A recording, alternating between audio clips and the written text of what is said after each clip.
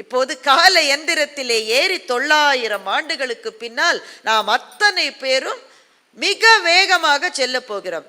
அப்படி போய் சிதம்பரத்திலே இப்போது இறங்கி இருக்கிறோம். கொஞ்சம் கற்பனை பண்ணிக்கோங்க. அதை சிதம்பரத்திலே போய் இறங்கி இருக்கிறோம்.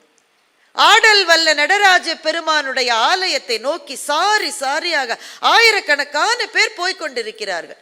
நாமும் அவர்களோடு கலந்து அங்கே போவோம். அவர்களெல்லாம் நம்ம ஒரு மாதிரி பார்க்குறாங்க. நம்ம நடை, உடை, பாவனை, தோரணை எல்லாம் அவங்களுக்கு வேற மாதிரியா இருக்கும் போல இருக்கு. பரவாயில்லன்னு அவங்களோடு கலந்து போகிறோம். உள்ளே போய் அந்த அம்பலவாணனுடைய கருவறைக்கு முன்பு உட்கார்ந்து நாமும் பார்க்கிறோம். ஆயிரக்கணக்கான மக்கள் கூடியிருக்கிற அந்த சபையிலே அதோ ஒருவர் உட்கார்ந்து இருக்கிறார். அவருடைய முகத்தை பாருங்கள். அதிலே தெரிகின்ற தேஜஸும் அருள் ஒளியும் ஞானமும் நம்மை மெய்மறக்க செய்கின்றது. அவருடைய கண்கள் மூடி இருக்கின்றன. எதிரிலே இருக்கின்ற நடராஜ பெருமானுடைய தோற்றத்தை பார்த்து பார்த்து அந்த கண்களிலிருந்து கண்ணீர் உகுந்து கொண்டே இருக்கிறது. இவர் யார் என்று நம் மனத்துக்குள்ளே ஒரு கேள்வி. சுற்றுமுற்றும் பார்க்கின்றோம். பக்கத்திலேயே பார்த்தா அங்கே ஒரு ஆசனத்திலே இன்னொருவர் அமர்ந்திருக்கிறார். பார்த்தாலே தெரியுது மகாராஜா மதி இருக்கு. அந்த தோரணை, அந்த உடலிலே இருக்கிற வீரம், முகத்திலே இருக்கிற அந்த தேஜஸ் எல்லாம் பார்த்தா தெரிகிறது மன்னனாகத்தான் இருக்க வேண்டும் என்று. அப்போ நம்ம பக்கத்தில் இருக்கிற யார்ட்டையோ கேட்குறான், சாமி இவங்க யார் 2 பேரும்? அவர் மாதிரி பார்க்குறாரு. இவங்களையா யாருன்னு கேட்குறீங்க? எங்கிருந்து வந்திருக்கீங்க? நாங்கள் படாத பாடுபட்டு கலிகாலத்திலிருந்து வந்திருக்கோங்க. இவங்க 2 பேர் யார்? அதோ அங்கே உட்கார்ந்திருக்கிறாரே ஒரு அருளாளர், அவர்தான் சேக்கிழார். நேற்று வரை எங்கள் முதலமைச்சராக இருந்தவர் அவர்தான். அப்புறம் இன்னைக்கே அமைச்சர் இல்லையா? இல்லை, பதவியை ராஜினாமா செஞ்சிட்டார். உடனே நமக்கு நெஞ்சு வலிக்குது. பதவியை ராஜினாமா செஞ்சிட்டாரா? என்னங்க சொல்றீங்க? ஆமா, எங்களினுடைய மன்னன் அதோ உட்கார்ந்திருக்கிறாரே, அவர்தான் அனபாய சோழன் என்கின்ற எதிரிலி சோழன் என்று வழங்கப்படுகின்ற எங்களுடைய மன்னன் 2ஆம் குலோத்துங்கன். எதிரிலி, எதிரிகளே இல்லாத மன்னன். அந்த மன்னனும் உட்கார்ந்திருக்கிறான். சேக்கிழார் என்ன செய்ய போகிறார் இப்போது? அவருடைய நெஞ்சத்துக்குள்ளே இருந்து பொங்கி வருகின்ற கவிதை பூம்புனலை கொட்டி அவர் ஒரு காவியத்தை இசைக்க போகின்றார். அதனுடைய முதல் சொல் வருவதற்காக நாங்கள் காத்திருக்கோம், கொஞ்சம் பேசாம நீங்களும் பாருங்கன்னு அவங்க நம்ம கிட்ட சொல்றாங்க. நாமும் உட்கார்ந்து பார்க்கிறோம். அந்த தெய்வீக சூழ்நிலை நம்மையும் ஆட்கொள்ளுகிறது. ஒரு படைப்பாளி தன்னுடைய மாபெரும் காவியத்தை எழுத வருகின்ற போது அவனுடைய நெஞ்சுக்குள்ளே இருந்து முதல் சொல் என்பது வருவது என்பது ஒரு தெய்வீகமான தருணம். அவ்வளவு எளிதில் வராது அது. அந்த முதல் சொல் வந்துவிட்டால் அதற்கு பிறகு அந்த காப்பியமே வந்துவிடும். அந்த முதல் சொல்லுக்காக அந்த படைப்பாளி தவம் கிடப்பார். சேக்கிழாரனுடைய முகத்தை பார்த்தால் அந்த முதல் சொல்லுக்காக அவரும் ஏங்கி தவிப்பது தெரிகின்றது. எத்தனை பெரிய மகா ஞானம் பண்டிதர் அவர். அவருக்கு அந்த சொல்லிலே ஒரு துவக்கம் வராமல் ஏதாவது தடை இருக்கிறதா என்றால், ஊற்றை வரவிடாமல் சில சமயம் சில கற்கள் அடைத்திருக்கும். அந்த கல்லை லேசா நீங்க நகர்த்திட்டா போற அப்படியே ஊற்று பொங்கி அப்படியே பிரவாகமா வரும். சேக்கிழார் தன்னுடைய நெஞ்சத்துக்குள்ளே யோசிக்கிறார். அவர் நெஞ்சம் என்கின்ற கருவறையிலிருந்து ஒரு சொல் வருகிறது. அது நெஞ்சம் என்ற கருவறையிலிருந்து வருகிறதா, எதிரிலே இருக்கிற அம்பலவாணனுடைய கருவறையிலிருந்து வருகிறதா, அல்லது வானத்திலிருந்து அசரீரியாக வருகிறதா நமக்கு தெரியவில்லை. ஆனால் நம் அத்தனை பேரும் கேட்கும்படி உலகெல்லாம் என்கின்ற சொல் அங்கே சிவபெருமானால் எடுத்து கொடுக்கப்படுகின்றது. அந்த உலகெல்லாம் என்ற ஒரு சொல் வந்த உடனே அவ்வளவுதான், அந்த கவிதை பேராறு அங்கே பீரிட்டு கிளம்புகிறது. சேக்கிழார் பெருமான் தான் எழுத இருக்கின்ற காப்பியத்தினுடைய அந்த முதல் பாடலை அந்த மேடையிலே அரங்கேற்றுகின்றார். உலகெல்லாம் உணர்ந்து ஓதற்கு அறியவன், நிலவு உலாவிய நீர்மலி வேணிய நலகில் சோதிய நம்பலத்தாடுவான், மலர்ச்சிலம்படி வாழ்த்தி வணங்குவாம் என்கின்ற அந்த முதல் பாடல் பீரிட்டு கிளம்புகின்றது. கூடியிருக்கிற அந்த அவையில் நாமும் இருந்தது எத்தனை பெரிய பேர் இல்லையா? அந்த முதல் பாடல் வந்த தருணத்தை நாமும் தரிசித்தோமே. அந்த சந்தோஷத்தோடைய திரும்பவும் கால எந்திரத்திலே ஏறி கிக்கானி பள்ளிக்கு திரும்ப வரும்படி உங்களை நான் கேட்டுக்கொள்கின்றேன். ஒரு டிராமடைஸ் பண்றதுக்காக நான் இதை சொல்லலை. உண்மையிலேயே அந்த முதல் சொல்லை சிவபெருமான் எடுத்து கொடுத்து சேக்கிழார் அந்த முதல் பாடலை பாடிய தருணம் இருக்கிறதே, அது நமக்கும் நம் சைவத்திற்கும் நம்முடைய தமிழ் மொழிக்கும் நம்முடைய தேசத்துக்கும் ஒரு பொன்னாள் அந்த நாள். அந்த நாளை நம்ம கேட்டா மட்டும் போராது, அந்த நாளை ஸ்பரிசிக்கணும், அந்த நாளில் துய்க்க வேண்டும். ஏனென்றால் அது அப்படிப்பட்ட ஒரு மகத்தான நாள். அந்த முதல் சொல் அந்த பாடல் வந்தது இல்லையா, அந்த பாடலை பற்றி பேசவே பல யுகாந்திரங்கள் வேண்டும். ஒரு பாடல் மொத்தம் 4000 சொச்சம் பாடல் அவர் எழுதிய திருத்தொண்டர் புராணம். இந்த முதல் பாடலை பற்றியே எவ்வளவு விதமாக யோசிக்க முடியும். நீங்க உள்ள போக போக போக போக அது இன்னும் ஆழங்களுக்கு உங்களை அழைத்து செல்கிறது. அறிவினுடைய விளிம்புகளுக்கு, ஞானத்தினுடைய விளிம்புகளுக்கு, பக்தியினுடைய விளிம்புகளுக்கு அழைத்து செல்கிறது. உலகெல்லாம் உணர்ந்து ஓதற்கு அறியவன், உணர்வதற்கும் அறியவன், ஓதுவதற்கும் அறியவன் பொருள். உணர்தல் என்பது மனதின் வேலை, ஓதுவது என்பது அறிவின் வேலை. நம்முடைய மனதுக்கும் நம்முடைய உணர்வுக்கும் பிடிபடாத தூரத்திலே இருக்கிறது. இந்த உலகத்தில் எத்தனை கோடி பேர் பிறந்திருப்பாங்க, இன்னும் எத்தனை கோடி பேர் பிறக்க போறாங்க. அத்தனை பேரினுடைய அறிவையும் சேர்த்தாலும் யாருடைய பாதங்களை உங்களால் அண்டவே முடியாதோ அவன்தான் உலகெல்லாம் உணர்ந்து ஓதற்கு அறியவன். ஆனா பாருங்க, லேசா லேசா தெரிகிறது. நிலவு அவனுடைய நெற்றிப்பிறைக்கு பக்கத்திலே இருக்கிறது. எந்த நிலவு? சாபம் பெற்ற நிலவு. அந்த நிலவுக்கு தான் சாபம் கிடைச்சது. நீ பிரகாசிக்க முடியாது, உன்னுடைய கலைகள் எல்லாம் மங்கிக்கிட்டே போகும்னு சாபம் கிடைத்தது. சாபம் பெற்ற நிலவு அந்த பரமசிவனுடைய காலிலே போய் நின்றது. காலாலேயே அதை எடுத்து தலையிலே சூட்டி கொண்டான் என்று கதை புராணம் சொல்லுகின்றது. பாவம்லாம் செஞ்சிட்டோன்னு நமக்கு பயமா இருக்குல்ல. எத்தனை பெரிய பாவங்களா இருந்தாலும் சிவத்தினுடைய பாதத்தில் சரணடைகிற போது அவனுடைய தலையின் மீது கூட அமர முடியும் என்ற ஒரு ஆறுதலை நமக்கு தருகிற மகத்தான, நான் கதைன்னு சொல்ல மாட்டேன், வரலாறுன்னு தான் சொல்லுவேன். அது என்ன கதை? கதைனாலே கட்டியதுன்னு ஆயிடுறது இல்லை. இன்னொரு பக்கத்திலே பார்த்தால் நீர்மலி வேணியன், வேணினா முடி, விரித்த சடை முடி. கங்கை எங்கேயோ இருந்த வானத்துல பகீரதன் தவம் பண்ணி பூமிக்கு வர சொல்லி கங்கைய தவம் பண்ணி வரவழைச்சிட்டான். கங்கை தன்னுடைய அத்தனை ஆக்ரோஷத்தோடு மேலிருந்து பாய்ந்து சீறி வந்தாள். அந்த வேகத்தோடு அவ இங்க வந்திருந்தா இந்த மண்ணுலகமே காணாம போயிருக்கும். அவள் வருகின்ற வேகத்தில் பரமசிவன் அவளுடைய வேகத்தை தன்னுடைய விரித்த சடையினுடைய ஒரு வேணி குழல் கற்றையினால் தாங்கினான். அத்தனை வேகமும் ஆக்ரோஷமும் அடங்கி தாய்மை அவளுக்குள் நிரம்பியது. அந்த முடிக்கற்றையினுடைய ஸ்பரிசம் பெற்ற பிறகு கங்கை தாய்மை அன்போடு 100 ஆண்டுகளாக யுகாந்திரங்களாக இந்த மண்ணிலே நமக்கு நம்முடைய பசியை ஆற்றிக்கொண்டிருக்கிற கங்கை அப்படித்தான் கீழே இறங்கி வந்தாள். நிலவு உலாவிய நீர்மலி வேணியன், அழகில் சோதியன், சோதி வடிவாக காட்சி அளிக்கிறார். கார்த்திகை அன்னைக்கு நீங்க பார்த்திருப்பீங்க, அண்ணாமலை ஆதியும் மந்தமும் இல்லா அருட்பெருஞ்சோதி. அதனுடைய ஆதி எது, அதனுடைய அந்தம் எது, அதனுடைய தொடக்கம் எது, அதனுடைய முடிவு எது, அதனுடைய தலையை பார்த்தவர் யார், அதனுடைய அடியை பார்த்தவர் யார்? யாராலும் பார்க்க முடியாது. அதைத்தான் 3வது வரியிலே சேக்கிழார் சொல்ற, அழகில் சோதியன். ஆனால் அத்தனை பேரும் பார்க்கும்படி சிதம்பரத்திலே நடராஜனாக அங்கே நடம் புரிந்து கொண்டிருக்கிறவனும் அவன்தான். அதை பாருங்கள், நடராஜனுடைய உருவத்தை இங்கே எல்லாருடைய கண்ணிலும் இருக்கிறது, எல்லாருடைய நெஞ்சத்திலும் இருக்கிறது. இந்த நடராஜ மூர்த்தியை ஒரு கண நேரம் நினைத்து பாருங்கள். 5 தொழில்களையும் மாற்றிக் கொண்டிருக்கிற நடராஜன். 5 தொழில் அவனுக்கு: படைத்தல், காத்தல், அழித்தல், மறைத்தல், அருளல் என்கின்ற 5 தொழில்கள். இந்த கையிலே இந்த டமரகம் என்கின்ற அந்த உடுக்கை இருக்கிறது. அதிலிருந்து வருகின்ற நாதத்தில் தான் இந்த பிரபஞ்சமே பிறந்தது. படைத்தல். நடராஜமூர்த்தியினுடைய ஒரு கை ஒன்னும் பயப்படாதன்னு நமக்கு சொல்லுகிற கை, நம்மை காப்பாற்றுகிற கை. இன்னொரு கையிலே பாருங்கள், நெருப்பை ஏந்தி இருக்கிறான், அக்னி. எதையும் எரிக்க வல்ல அக்னியை, எந்த தீமையையும் சுட்டு பொசுக்கக்கூடிய அக்னியை கையிலே ஏந்தி இருக்கிறார். அது அழித்தல். ஒரு கால் முயலகனை மறைக்கிறது. யார் அவன்? மனிதனா? அரக்கனா? யார் அவன்? நம்முடைய நெஞ்சத்துக்குள்ளே உரைகின்ற தீமைகளினுடைய வடிவம் அவன்.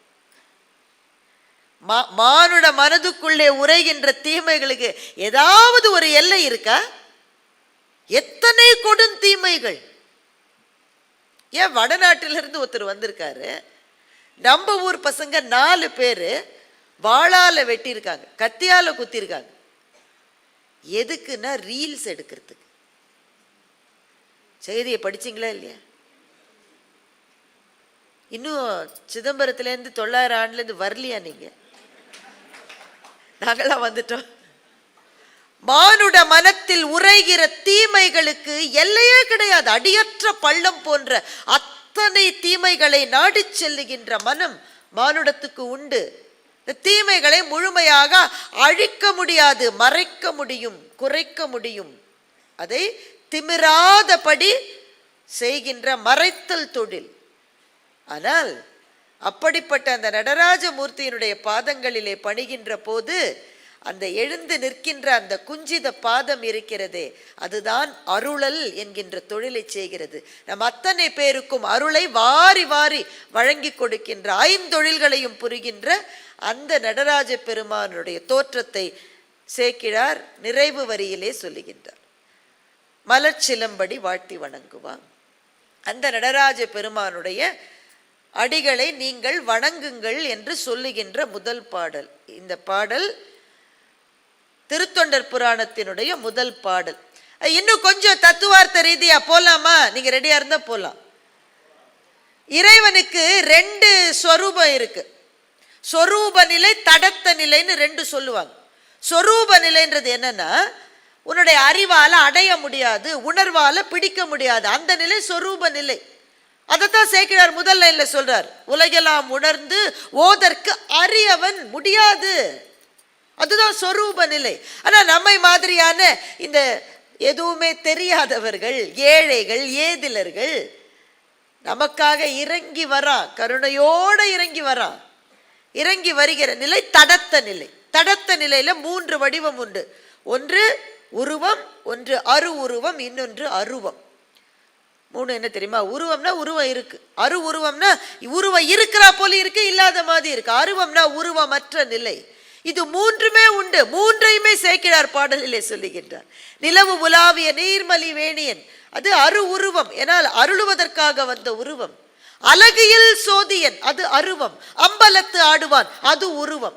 எனவே ஸ்வரூபத்தையும் தடத்த நிலையையும் ஒரே பாடலிலே சொல்லுகின்ற அளவுக்கு பிரம்மாண்டமான ஞானத்தையும், அதே சமயத்தில் இதெல்லாம் புரியலன்னா ஒன்றும் கவலைப்படாதீங்க, அவன் காலில் போய் விழுங்க, அதைத்தான் நான் சொல்ல வரேன்னு சொல்லுகிற எளிமையையும் ஒரே பாடலிலே கொடுக்க முடியும் என்றால் அது சேக்கிழார் என்கின்ற ஞான ஆசிரியனால் தான் முடியும். இந்த 3 சொன்னல, அதை பத்தி இன்னும் ஒரே ஒரு செய்தி. உருவம் ஞாபகம் இருக்குல்ல? உருவம், அரு உருவம், அருவம். அது என்னங்க? அது 3 எப்படிங்க இருக்க முடியும்? பிற மதத்தை சார்ந்தவர்கள் சில சமயம் நம்மிடம் வைக்கிற கேள்வி, அது எப்படி உருவத்தை நீங்க வழிபட முடியும்? அவர்கள் அந்த கேள்வியை வைப்பதை பற்றி எனக்கு எந்த விதமான கவலையும் இல்லை. ஏனென்றால் அவங்க வேற மதம். என்னுடைய கவலை, நம்முடைய மதத்தை சேர்ந்தவர்கள் அந்த கேள்வியை நம்ம கிட்டே வைக்கிறாங்க. அதற்கு பதில் சொல்லுவதற்கு அறிவு தளத்திலே நின்று பதில் சொல்ல முடியாமல் ஆமால்ல என்று நாமும் சொல்லிக் கொண்டிருக்கிறோமே, அது எனக்கு கவலையாக இருக்கிறது. சைவமும் சரி, இந்த மண்ணிலே தழைத்த நம்முடைய மதமும் சரி, நமக்கு என்ன சொல்லுகிறது என்றால், முதலில் கடவுளிடம் அவனுடைய அந்த விஸ்தீரணத்தில் நெஞ்சம் பதிய வேண்டும் என்றால் ஒரு உருவம் வேண்டும். அது முதல் நிலை. நீ அதிலிருந்து மேலே போக விரும்பினா போலாம், போக விரும்பலன்னா அங்கேயே இருக்கலாம். நீ அதிலிருந்து மேலே போகிற போது அருவமும் உருவமும் ஒன்று கலந்த அரு உருவமாக இருக்கிறது. லிங்கமாக சிவலிங்கம் காட்சி தருகிறது. அதையும் தாண்டி நீ போகலாம். உருவமே உனக்கு தேவையில்லை, அரு உருவமும் தேவையில்லை. இந்த ஞான வெளியில் பக்தியினுடைய கண்ணீரின் மழையிலே நீ நனைகின்ற போது நீ வேறு, இறைவன் வேறு என்பதே இல்லாமல் உருவமற்று போகின்ற ஒரு காலம் வரும் உனக்கு. அது அருவ நிலை. இது ஒரு படி மாதிரிப்பா. நீ ஏறி ஏறி போலான்னு சொல்லுவதுதான் நம்முடைய மதம், நம்முடைய சைவம், நம்முடைய தத்துவம். நமக்கு உருவங்கள் இருக்கேன்னு சொல்லி நாம பயப்படவோ அச்சப்படவோ தேவையில்லை. இதற்கு பின்னாடி இருக்கிற ஆழ்ந்த தத்துவங்கள் தெரிந்தால்தான் நம்முடைய மதத்தினுடைய சைவம் நமக்கு என்ன சொல்லி தந்திருக்கிறது என்பதை பற்றிய பிரம்மாண்டம் நமக்கு புரியும். இது அத்தனை இவ்வளவு நேரம் நான் பேசினதை ஒரு பாடலில் வைத்தார் சேக்கிழார்.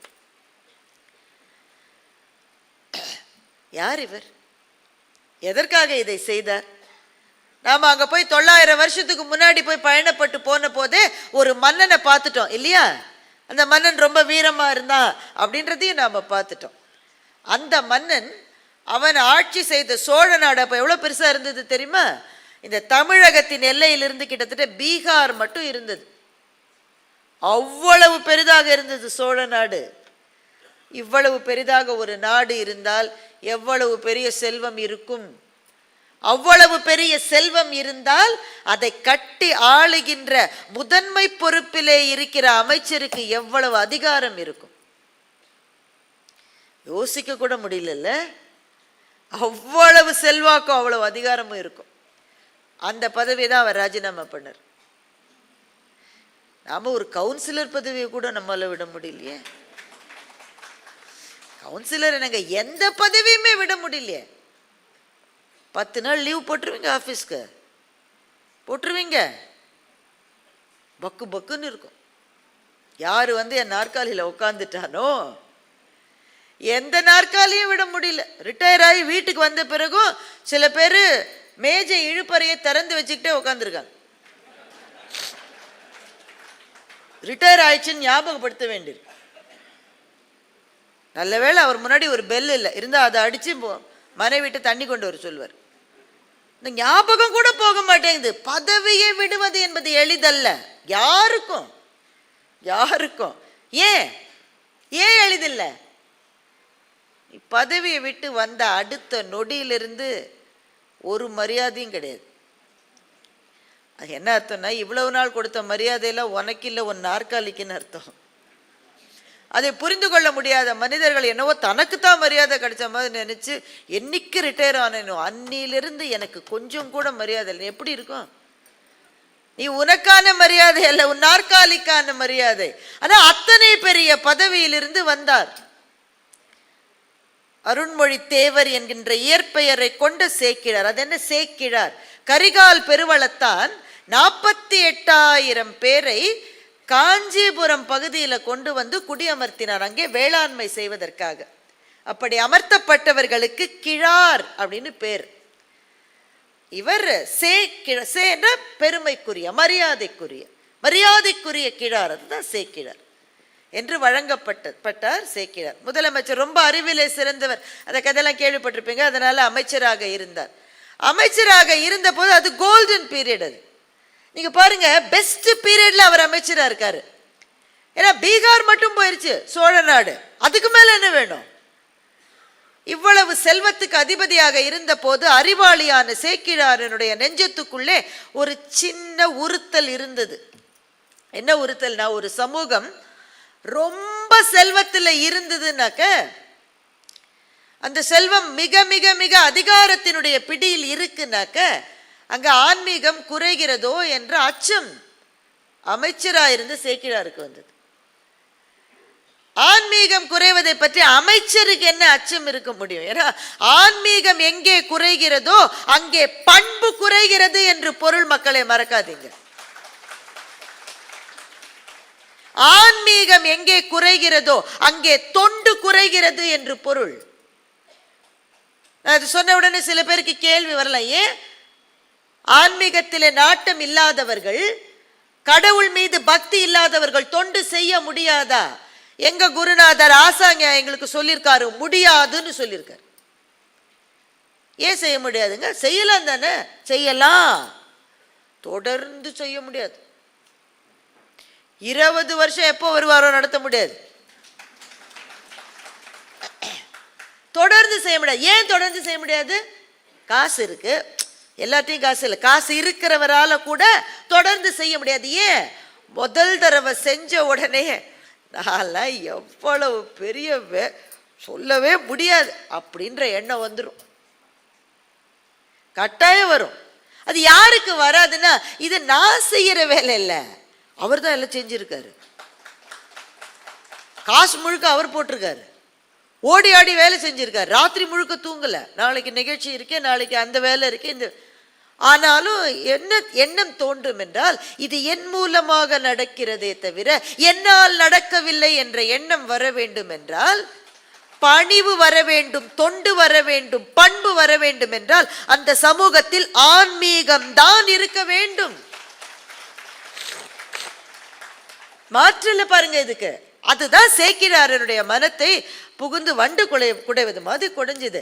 மன்னன் இருக்கானே, அவன் கொஞ்சம் வீரன், அழகன், வயசு சரியா தெரியல, ஆனால் இளமையா கூட இருந்திருக்கலாம் ஒரு வேளை. நம்ம திருவருட்செல்வர் படத்தில் சிவாஜி சார் தான் அந்த ரோல் பண்ணுவார். ஒரு பார்த்தா படு இளமையா காமிச்சிருப்பாங்க. அப்படியே வச்சுக்கலாமே நாமும், என்ன இப்போ குறைஞ்சி போச்சு. அந்த மன்னனுடைய மனம் சீவக சிந்தாமணி இலக்கியத்திலே போய் தோய்ந்தது. சீவக சிந்தாமணி இலக்கியத்தை படிப்பதிலே தவறில்லை. ஆனா குறிப்பா அதிலே இருந்த இன்ப பாடல்களை நாடி மன்னனுடைய போய் நல்ல பால் தரக்கூடிய பசுமாடுகள் இருக்கிற போது பால் தராத இன்னொரு மாட்டை நோக்கி யாராவது போவாங்களா? நம்மிடம் சைவம் இருக்கிற போது, அதிலே இருக்கிற திருத்தொண்டர்களினுடைய வரலாறுகள் இருக்கிற போது நீங்கள் ஏன் இன்னொரு புத்தகத்தை படிக்க வேண்டும்னு சேக்கிழார் கேட்கிறார். மன்னன் சொல்ற அந்த புத்தகத்தை நீங்களே எனக்கு எழுதி கொடுங்கள்னு மன்னன் சொல்லுகிறார். இது கடவுளின் மூலமாக வந்த உத்தரவு என்று நினைத்து சேக்கிழார் அந்த கணமே பதவியை விட்டு சிதம்பரத்துக்கு வந்தார். அப்படி வந்தவரை தான் நாம போய் சந்திச்சுட்டு வந்தோம். இப்போ என்னங்க சந்திச்சோமா இல்லையா? அப்படி ஆரம்பித்ததுதான் பெரிய புராணம். அந்த முதல் பாட்டு பாடி அடுத்தது என்று வந்தது. மிகச்சரியாக 1139ஆம் ஆண்டு சித்திரை மாதம் திருவாதிரை நட்சத்திரம் கூடிய நாளில் திருத்தொண்டர் புராணம் என்ற நூல் அரங்கேற்றப்பட்டது. கணக்குகள் மிகச்சரியாக இருப்பது நமக்கு வரலாற்று நோக்கத்தில் திருத்தொண்டர் புராணத்தை பார்ப்பதற்கு ரொம்ப வசதியா இருக்கு. மிகச்சரியான குறிப்புகள் இருக்கு. 1130, அதனால தான் 900 ஆண்டு பின்னாடி போகணும்னு நான் சொன்னேன். 1139 சித்திரை மாதம் ஆதிரை நட்சத்திரத்தில் அந்த நூலினுடைய அரங்கேற்றம் தொடங்கியது. அரங்கேற்றம் தொடங்கிய அடுத்த ஆண்டு வரை அது தொடர்ந்து படிக்கப்பட்டதாக சொல்லுகிறார்கள். இதுதான் இந்த நூல் பிறந்து வந்த வரலாறு. சில தகவல்கள் மிக வேகமாக. 12 திருமுறைகள் அப்படின்னு கேள்விப்பட்டிருப்பீங்க. சைவத்துக்கான அஸ்திவாரம் இந்த 12 திருமுறைகள். நம்முடைய மூவர் பாடிய தேவாரம், திருவாசகம் எல்லாமே திருமுறைகளுக்குள் இருக்கிறது. இந்த 12 திருமுறைகளில் திருத்தொண்டர் புராணம்னு சேக்கிழார் எழுதினாரே, அதுதான் 12வது திருமுறை.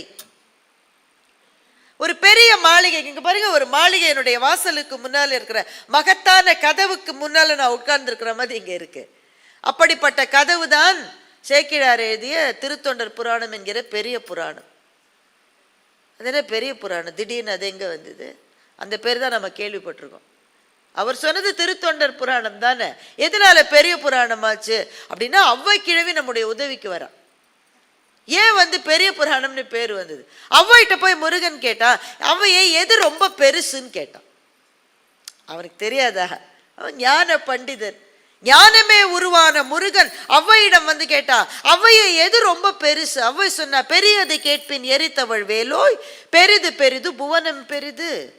புவனமோ நான்முகன் படைப்பு, நான்முகன் கரியமால் உந்தியில் வந்தோன், கரியமால் அலை கடல் துயின்றோன், அலை கடல் குறுமுனி அங்கையில் அடக்கம், குறுமுனி கலசத்தில் பிறந்தோன், கலசமோ புவியில் சிறுமண், புவியோ அரவினுக்கு ஒரு தலை பாரம், அறவோ உமையவள் சிறுவிரல் மோதிரம், உமையோ இறைவர் தன் பாகத்துள் அடக்கம், இறைவனோ தொண்டர்த்தம் உள்ளத்துள் ஒடுக்கம்.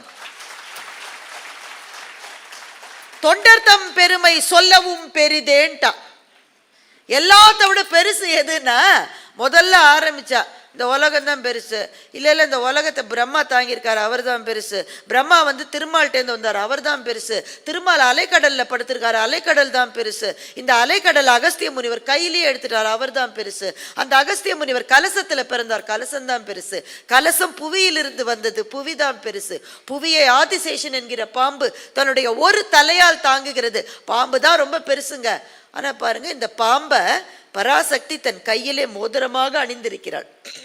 பராசக்தி தான் பெருசு. ஆனால் அவளோ சிவனுடைய பாகத்துள் அடக்கம், அந்த சிவனோ தொண்டரின் உள்ளத்துள் ஒடுக்கம், தொண்டர்களை விட பெருசு இல்லைன்ட்டா.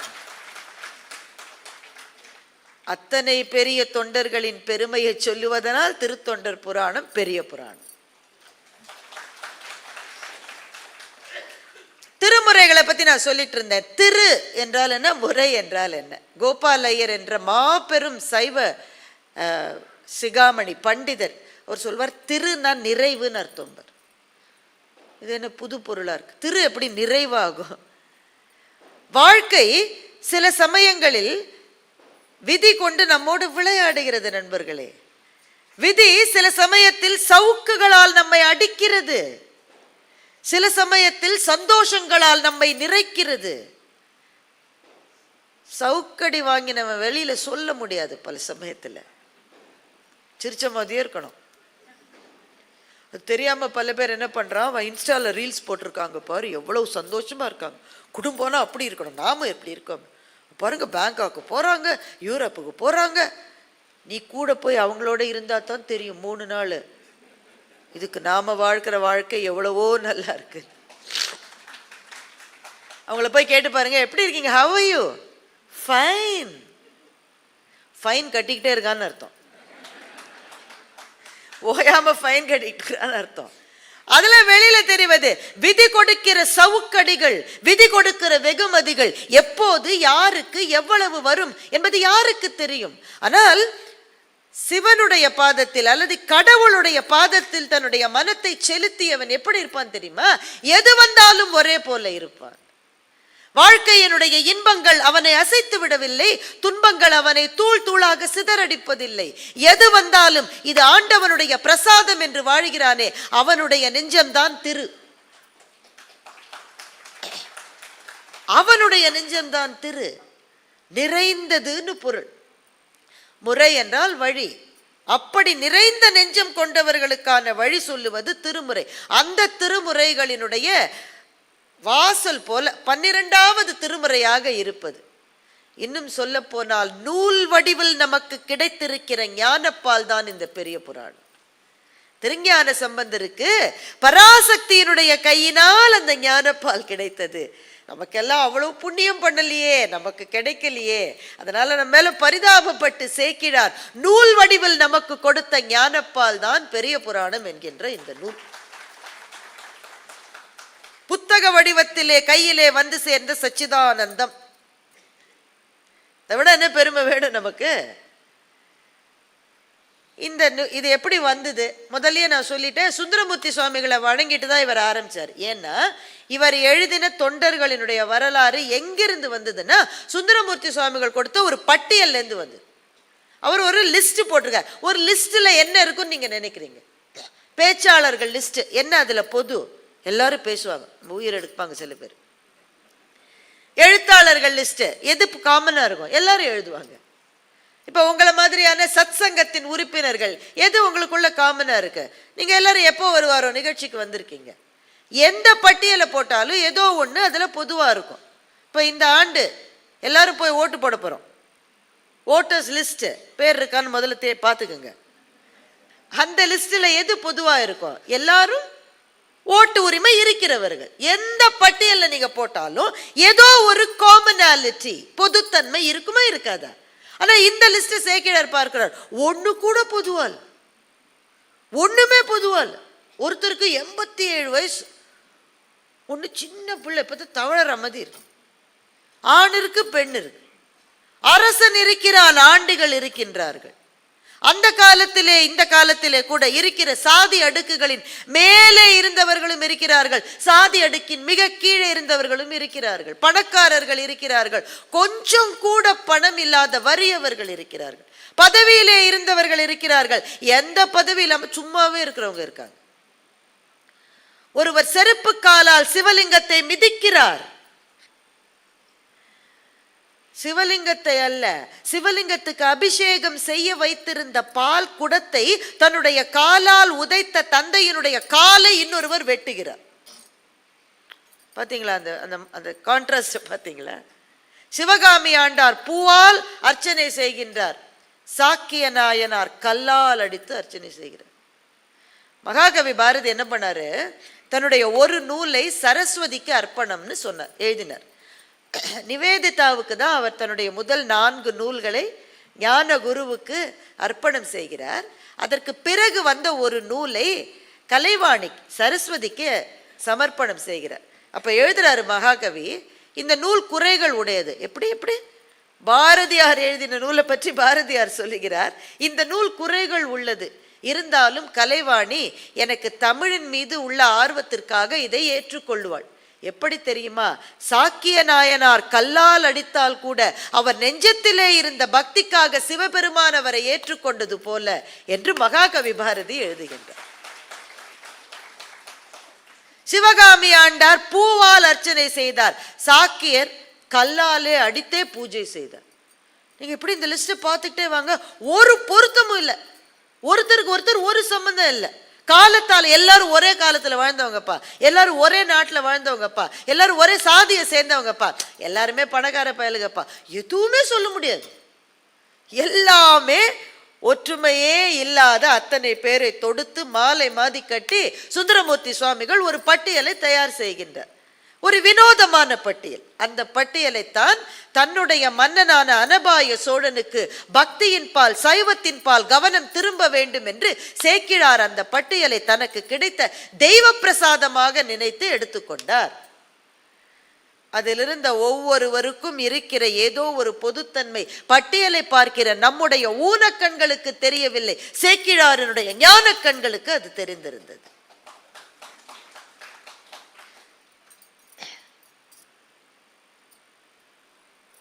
சேக்கிழார் பெரிய புரட்சியாளர் பாருங்க. நம்ம புரட்சின்றதை இன்னைக்கு பயன்படுத்துற சென்ஸ்ல நான் சொல்லலை. எல்லா விதமான சொசைட்டல் நார்ம்ஸ் என்று நாம் சொல்லுவதையும் தகர்த்தெறிகிறார் சேக்கிழார். எல்லாவற்றையும் எது எத்தனை இந்த பட்டியலில் இருக்கிற எல்லாருக்கும் எது போது, அது 2-3 தான் நம்ம பார்க்க போறோம். முதல் விஷயம், தொண்டு என்று ஒன்றை இவர்கள் ஏற்றுக்கொண்டால் என்ன வந்தாலும் அதை விட்டு கொடுக்க மாட்டார்கள். சுந்தரமூர்த்தி சுவாமிகள் இந்த லிஸ்ட் போடுறாரு இல்ல, அவருக்கு அந்த லிஸ்ட் கொடுத்தது யாரு? அந்த கேள்வி வரும்ல. அவருக்கு அதை எடுத்து கொடுத்தது சிவபெருமான் தான். தில்லைவாழ் அந்தனர்த்தம் அடியார்க்கும் அடியேன் என்ற முதல் அடியை சுந்தரமூர்த்தி சுவாமிகளுக்கு எடுத்து பாருங்களேன். சிவபெருமான் வந்து வந்து எல்லாருக்கும் முதல் லைன் கொடுத்துருங்க, நாங்களும் எழுதுறோம், ஒரு பயல் கொடுக்க மாட்டோம். சுந்தரமூர்த்தி சுவாமிகள் திருவாரூர் கோயிலுக்குள்ள போறாரு. எல்லா அடியார்களும் பக்கத்திலே தேவாசிரிய மண்டபத்திலே இருக்கிறார்கள். சுந்தரமூர்த்தி சுவாமிகளினுடைய நெஞ்சம் நடுங்குகின்றது. இவர்களை போன்ற பெருமை எனக்கு எப்போது வந்து சேரும் என்று மனம் கலங்குகின்றது. சிவபெருமான் சொல்லுகிறார், இந்த அடியவர்களை பற்றி நீ எழுது சுந்தரா. இவர்கள் யார் என்று சுந்தரமூர்த்தி சுவாமிகள் கேட்கிறார். பெருமையால் தம்மை ஒப்பார். யார் சொன்னது? சிவபெருமான் சொல்லுகிறார். பெருமையால் தம்மை ஒப்பார், பேணலால் என்னை பெற்றார். அவங்களுடைய பெருமைக்கு ஓமை தேடின வேற யாருமே கிடைக்க மாட்டாங்க. they are equal only to themselves. அவர்களுக்கு மாத்திரம்தான் அவர்கள் நிகரானவர்கள். பெருமையால் தம்மை ஒப்பார், பேணலால் என்னை பெற்று என்ன அவங்க அடைந்தார்கள்? அன்பினால். ஒருமையால் உலகை வெல்வார், ஊனம் மேல் ஒன்று இல்லார். அருமையாம் நிலையில் நின்றார், அன்பினால் இன்பம் ஆர்வார். இருமையும் கடந்து நின்றார். எது இருமை? நமக்கு இருக்கிற நல்வினை தீவினை, இந்த 2ஐயும் கடந்துட்டாங்க. இருமையும் கடந்து நின்றார், இவரை நீ அடைவாயாக சிவபெருமான் சொல்லி முதலடியை எடுத்து கொடுத்து தான் சுந்தரமூர்த்தி சுவாமிகளுக்கு அந்த பட்டியல் கிடைத்தது. திரும்ப அந்த ஆரம்பிச்ச கேள்விக்கே வர, எது இவர்களுக்குள் பொது? இந்த பட்டியல்ல எது காமன்?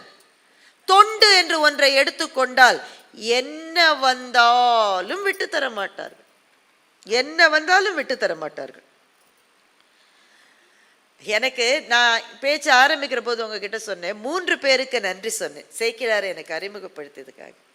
மூன்றாவதாக சொன்னது மதுரையிலே இருக்கிற எங்கள் கம்பன் கழகத்தை சார்ந்த புலவர் வேலாயுதனார். அவரை போல சேக்கிழாரை ரசிக்க முடியாது. சேக்கிழார் எந்த விதமான அவச்சொல்லையும் சொல்ல மாட்டார்னு அவர் சொல்லுவார். அவச்சொல்லே வராது, நல்ல சொற்களை மாத்திரம்தான் சொல்லுவார். அதே மாதிரி ஆசாவை பற்றி சொன்னேன். அதுக்கு முன்னாடி எங்க பாட்டின்னு சொன்னேன், ஒருவேளை நீங்க கவனிச்சிருக்கலாம். முதலாக ஒரு நாயன்மாரனுடைய சரித்திரத்தை சின்ன வயசுல நான் கேட்டேன்னா எங்க பாட்டிகிட்ட தான் கேட்டேன். எங்க பாட்டி ரொம்ப பருமனா இருப்பாங்க. எங்க அம்மா வந்து ஒர்க்கிங் மதர், அலுவலகத்துக்கு போயிடுவாங்க. அதனால பல சமயங்கள்ல எங்க பாட்டிக்கிட்ட இருப்போம். நானும் என் சகோதரிகள் நாங்கள் 3 பேரும். அந்த மதிய வேளையில் சோறு போடுவாங்க. ஸ்கூல் லீவ் விட்டாக்க கையில் உருட்டி உருட்டி தான் சோறு. இந்த தட்டை வச்சுக்கிட்டு ஃபோனை பார்த்துக்கிட்டு, இதெல்லாம் இப்போ 3 மாத குழந்தைக்கு ஃபோனை காமிச்சு தான் சோறு ஊட்டுறாங்க. அதுவும் அப்போ தான் சாப்பிடுது, இல்லை சாப்பிட மாட்டேங்குது. அப்போ அதில் எதுவுமே என்டர்டெயின்மெண்ட்டே இல்லாத அந்த காலம் எவ்வளவு அருமையான காலம் இல்லை என்றால், மனிதர்களின் முகத்தை பார்ப்பதற்கு நமக்கெல்லாம் வாய்ப்பு கிடைத்தது. இந்த கால குழந்தைகளை பார்த்தா எனக்கு பரிதாபமாக தான் இருக்கும், கோபமாகவே இல்லை. ஐயோ எங்களுக்கு கிடைச்சி எவ்வளவோ உங்களுக்கு கிடைக்கலையேடான்னு கஷ்டமாக இருக்கு. எங்கள் பாட்டி ரொம்ப பருமனாக இருப்பாங்க. எங்களோட விளையாடலாம் முடியாது பாட்டியால். அதனால் உட்காத்தி வச்சு அந்த சோத்தை உருட்டி கொடுத்து சொன்ன கதை எனக்கு நினைவில் இருக்கிற கதை இளையான்குடி மாறனாயனாரினுடைய கதை. கதை அப்போ கேட்கிற போது ஒன்றும் பெருசாக புரியலைங்க. ஆனால் இப்போ நினைக்கிற போது இந்த மேடையிலே கூட என்னுடைய கண்களில் கண்ணீர் வருகிறது. சார் அப்படி வாழ்ந்திருக்காங்க சார். பெரும் செல்வராக இருந்தார். அவர் கொண்ட தொண்டு என்ன? ஒன்றும் இல்லை, சாப்பாடு போறது, அவ்வளவுதான் சார். சாப்பாடு போடுகிற தொண்டு. இங்க எத்தனையோ பேர் நிறைய இடங்களுக்கு உணவு அளிக்கிற வேலையை நம்மில் பல பேர் செய்து கொண்டிருக்கிறோம். நான் இளையான்குடி மாறனுடைய வாழ்க்கையை சொன்ன பிறகு ஒரு விஷயத்தை நம்ம ஒரு உறுதி மாதிரி எடுத்துட்டு போனோம். அம்மா சொன்னாங்க, இங்கிருந்து போகும்போது ஒன்றத்தை எடுத்துட்டு போகணும். நான் உண்மையிலேயே அதை நினைக்கிறேன். சாப்பாடு போடுற மனசு இருக்கு. ஆனால் என்ன செய்யறோம், அது இது கொடுத்து ஸ்டாண்டிங் இன்ஸ்ட்ரக்ஷன் கொடுத்தா அதுவா போயிடும். எது? காசு. அது ஒருத்தட்ட போய் அது இன்னொருத்தட்ட போய் அவர் அதுகிட்ட போய் அதுக்கப்புறம் சமைக்கிறவங்கள்ட்ட போய் அப்புறம் காய் வாங்குற கடைசியில உங்களினுடைய அந்த டொனேஷனுடைய பலன் ஒருத்தருடைய தட்டுல சாப்பாடை விழுகிறதே, அது என்ன சாப்பாடு நமக்கு தெரியுமா சார்? தெரியாது. ஏன்? நாம போய் நிக்கல. உடையவன் பாக்காட்ட ஒரு முழம் கட்டன்னு நம்ம ஊர்ல பழமொழி இருக்கு சார். நம்ம போய் பார்க்கலன்னா நம்ம நினைச்ச மாதிரி அந்த சாப்பாடு இருக்காது. நலபாகம்னு தீஜானகிராமன் ஒரு கதை எழுதினார். அதுல காமேஸ்வரன் கதாநாயகன். அவன் யாரோ டொனேஷன் கொடுத்துருக்காங்க ஸ்கூல் பசங்களுக்கு சாப்பாடு போடுறது. இவன் சும்மா போய் பார்க்கறான்.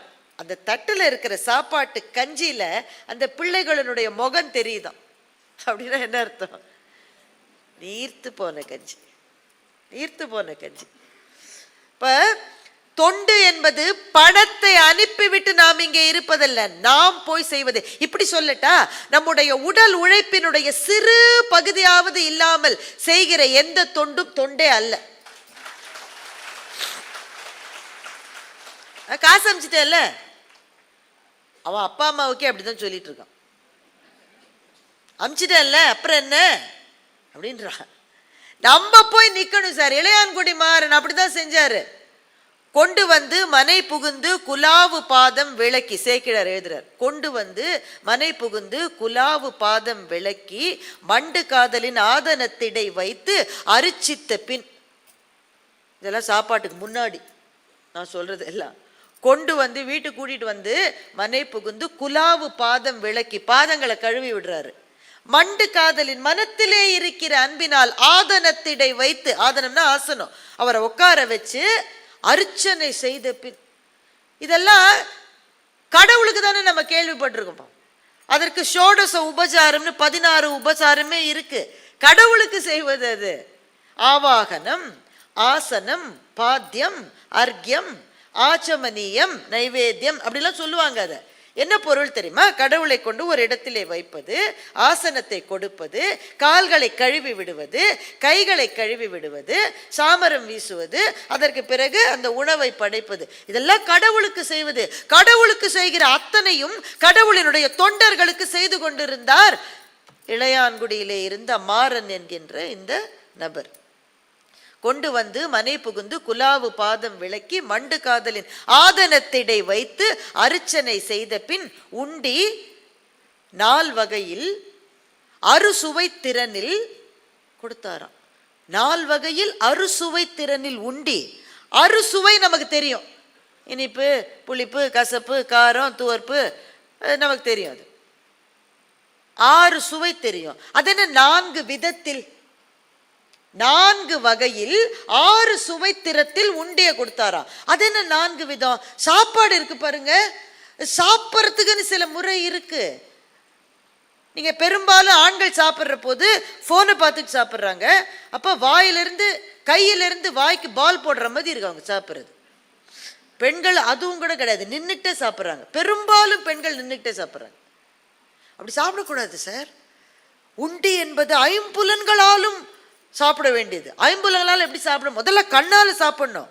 என்ன கலர் அந்த கேரட் பச்சடி பாருங்க, அந்த கீரையை பாருங்க பச்சை பசேல்னு, அந்த நெய்யினுடைய அந்த பிரவுன் கலரை பாருங்க, அந்த சோற்றினுடைய வெள்ளை வெள்ளையென்ற நிறத்தை பாருங்க, அது பரப்பப்பட்டு இருக்கிற வாழை இலையினுடைய அந்த அழகிய பச்சை நிறத்தை பாருங்க. இதெல்லாம் கண்ணால முதல்ல பார்க்கணும். அப்புறம் நாசியால சாப்பிடணும், அந்த சுவை வரணும். சில பேர்ல குழம்பு வச்சா தெருவே வருங்க. கல்யாண்ஜி ஒரு கதை எழுதினாரு. ஐத்த என் வீட்டை எப்படி கண்டுபிடிச்சீங்க? நான் தான் உங்களுக்கு எண்ணெய் கொடுக்கலையேன்னு. எண்ணெய் எதுக்கு கொடுக்கணும்? சாம்பார் தான் வச்சிருக்கேன்னு ஐத்த. அதை மோப்பம் பிடிச்சாலே தெரியுது இந்த அம்மா வச்ச சாம்பார்னு. நாசியால், அதற்கு பிறகு காதால். சட்டுவம் போய் பாத்திரத்தை மோதினா உள்ள அம்மாவுக்கு சோறு குறைவா இருக்குன்னு தெரிஞ்சுக்கணும், கம்மியா சாப்பிடணும். காதாலையும் சாப்பிடும்போது அவதானம் வேண்டும்.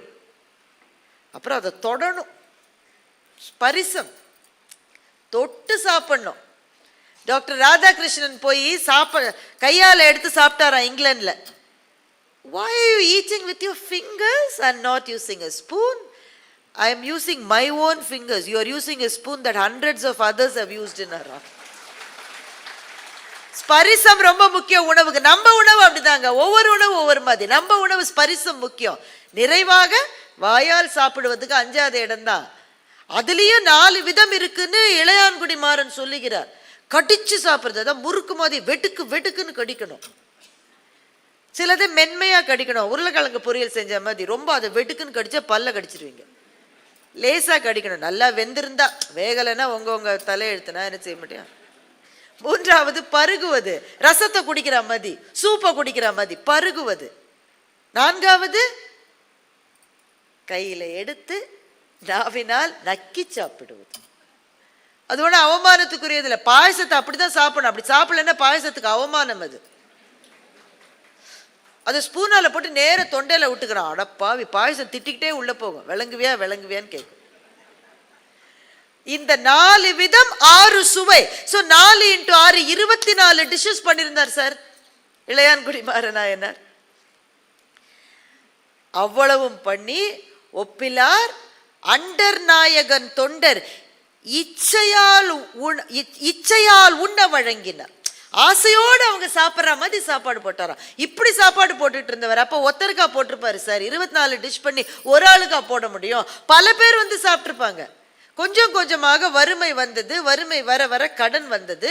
உழவனுக்கு வேற என்ன வரும்? கடன் தான் வரும். திரும்ப திரும்ப கடன் வந்தது. சொத்துக்கள் குறைந்தன. சாப்பிட கூட விதி இல்லாம போச்சு. ஒரு கரிய இரவு அன்றைக்கு மழை அப்படியே உலகத்தை பிளப்பது போல மழை கொட்டி கொண்டிருந்தது. மாறனும் அவருடைய மனைவியும் காலையிலிருந்து எதையுமே சாப்பிடவில்லை. வெறும் பட்டினியால் குழைந்த வயிறுகளோடு 2 பேரும் சுருண்டு வீட்டிலே படுத்து கொண்டிருந்தார்கள். ஏதோ ஒரு சத்தம் கேட்டது. இடியின் சத்தம் என்று மாறன் நினைத்தார். அப்புறம்தான் தெரிந்தது அவர்களினுடைய வீட்டு கதவு தட்டப்படுகிறது என்று. வாரி சுருட்டி எழுந்து கதவை திறந்து பார்த்தார். சிவம் நின்று கொண்டிருந்தது.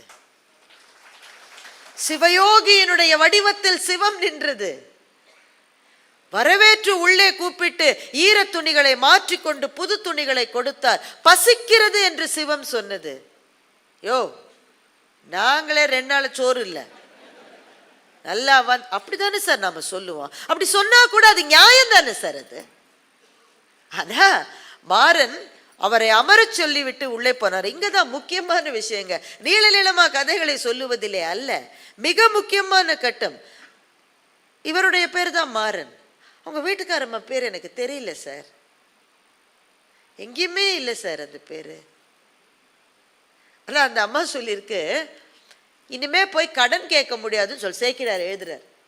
இந்த அம்மா சொல்லுது கடன் கேட்க முடியாது. உடனே நம்ம என்ன சொல்லுவோம், சரி வராதவங்க வந்திருக்காங்க பக்கத்து வீட்டில் போய் கேட்க முடியாது. அந்த அம்மா சொல்லுது கடன் கேட்க முடியாது. அந்த ஒரு சொல்லுக்குள் 1000 பொருள் இருக்கிறது. கடன் கேட்க முடியாது. ஏன்? பல முறை கேட்டாச்சு, இனிமே கேட்டா தரமாட்டாங்கன்னு பொருள். இந்த மழையில போய் எங்க கேட்கறது, அதுவும் இருக்கலாம். ஆனா கடன் கேட்க முடியாதுங்குது அந்த அம்மா. என்ன செய்வதுன்னு மாறன் கேட்கிறார். அந்த அம்மா சொல்லுது, இன்னைக்கு காலையில தானே வயல்ல போய் நீ நெல்லை விதைச்சிட்டு வந்திருக்க, அதை எடுத்துட்டு வான்னு அந்த அம்மா சொல்லுது. இந்த யோசனை மாறனுடைய யோசனை இல்லை, அவன் மனைவியினுடைய யோசனை இது. ஒரு கணம் தயங்காமல் கூடையை எடுத்துக்கொண்டு இளையான்குடி மாறன் தன்னுடைய வயலை நோக்கி ஓடுகிறார். நீங்க அந்த காட்சியை ஒரு நிமிஷம் உங்க மனக்கண்ணில் பாருங்க. பேய் மழை, இருட்டு, எத்தனை பாம்பு இருக்கும், எத்தனை சேர் இருக்கும். உழவனுக்கு தன் வயல் எங்க இருக்குன்னு தெரியும், வயலுக்கு போய்விட்டார். அந்த பயணத்தை யோசித்து பாருங்கள். அது இளையான்குடி மாறநாயனாரின் பயணமா? அது ஆன்மாவினுடைய பயணம். அது ஆன்மாவினுடைய பயணம். திக்கு திசை தெரியாத இந்த பிரபஞ்சத்தில் பிறவிகள் தோறும் பிறந்து பிறந்து பிறந்து நாம் பறந்து கொண்டிருக்கிறோமே, அந்த ஆன்மாவின் பயணத்தை தான் இளையான்குடி மாறன் அன்றைக்கு இரவிலே செய்த பயணமாக சேக்கிழார் எழுதுகின்றார். அப்படி போன வயலுக்கு போய் விதைத்திருந்த நெல்லை எடுத்தார். இது கொங்கு நாடு, உங்களுக்கு நான் சொல்ல வேண்டாம், விவசாயிகளினுடைய ஊர் இது. விவசாயிக்கு மண்ணுதான் தெய்வம், நெல்லுதான் தேவதை. பச்சை மரத்தை வெட்டுவதும் கருவை கலைப்பதும் விதைத்த விதையை திரும்ப எடுப்பதும் விவசாயிக்கு 3 ஒண்ணுதான். விதைத்த நெல்லை எடுத்தார். எடுக்க மாட்டாங்க சார், எடுக்க மாட்டாங்க. நாலாம் நகரத்துக்காரி, எனக்கே அது சொல்லும் போது என்னவோ செய்கிறது. ஏன்னா அது ஈரம் பட்ட உடனே முளை விட்டுரும். முளை நெல் 4 நாள்ல வேர் விட்டுரும், 10 நாள்ல வெளியில வந்துடும். பச்சை குழந்தை சார், அது அவனுடைய எதிர்காலம் அதுதான். அதை எடுத்தான். விதை நெல்லை எடுப்பது பாவம் என்று இளையான்குடி மாறனுக்கு தெரியாதா? தெரியும். ஆனால் நான் எடுத்துக்கொண்ட என்னுடைய தொண்டுக்காக எதையும் செய்வேன் என்கின்ற வைராக்கியம் இருந்தது பாருங்கள். அது எடுக்க வைத்தது. வீட்டுக்கு வந்தான், அடுப்பு எரிக்கிறதுக்கு விறகு இல்லை சார். வீட்டு உத்தரத்திலே இருந்த அந்த அந்த கட்டையை எடுத்து அதை உடைச்சு அடுப்பு எரிச்சான். அந்த அம்மா வெளியில ஓடி கீரை தான் போட்டிருந்தது வீட்டுக்கு வெளியில. கீரை ஒரு 4 கட்டு எடுத்துட்டு வந்தது. 4 கட்டு கீரையை வச்சு 10 வகை டிஷ் பண்ணிருக்கு சார் அந்த அம்மா. நானும் யோசிச்சு யோசிச்சு பார்க்குற, 2க்கு மேல எனக்கு வர மாட்டேன். அந்த 2ஐயும் என் பொண்ணு சாப்பிட மாட்டேன். 10 டிஷ் பண்ணிருக்கு. இலை பரப்பி அந்த ஆவி பறக்கிற சோற்றை இட்டு அந்த கீரையும் அந்த மற்ற வகைகளையும் வைத்து அந்த அடிகளை சாப்பிட அழைத்தார்கள். சிவம் பிழம்பாக மாறி அவர்களுக்கு முன்பே காட்சி கொடுத்தது. இளையான்குடி மாறனின் அடியார்க்கும் அடியேன் என்று ஏன் சொன்னார் என்று உங்களுக்கு புரிகிறதா?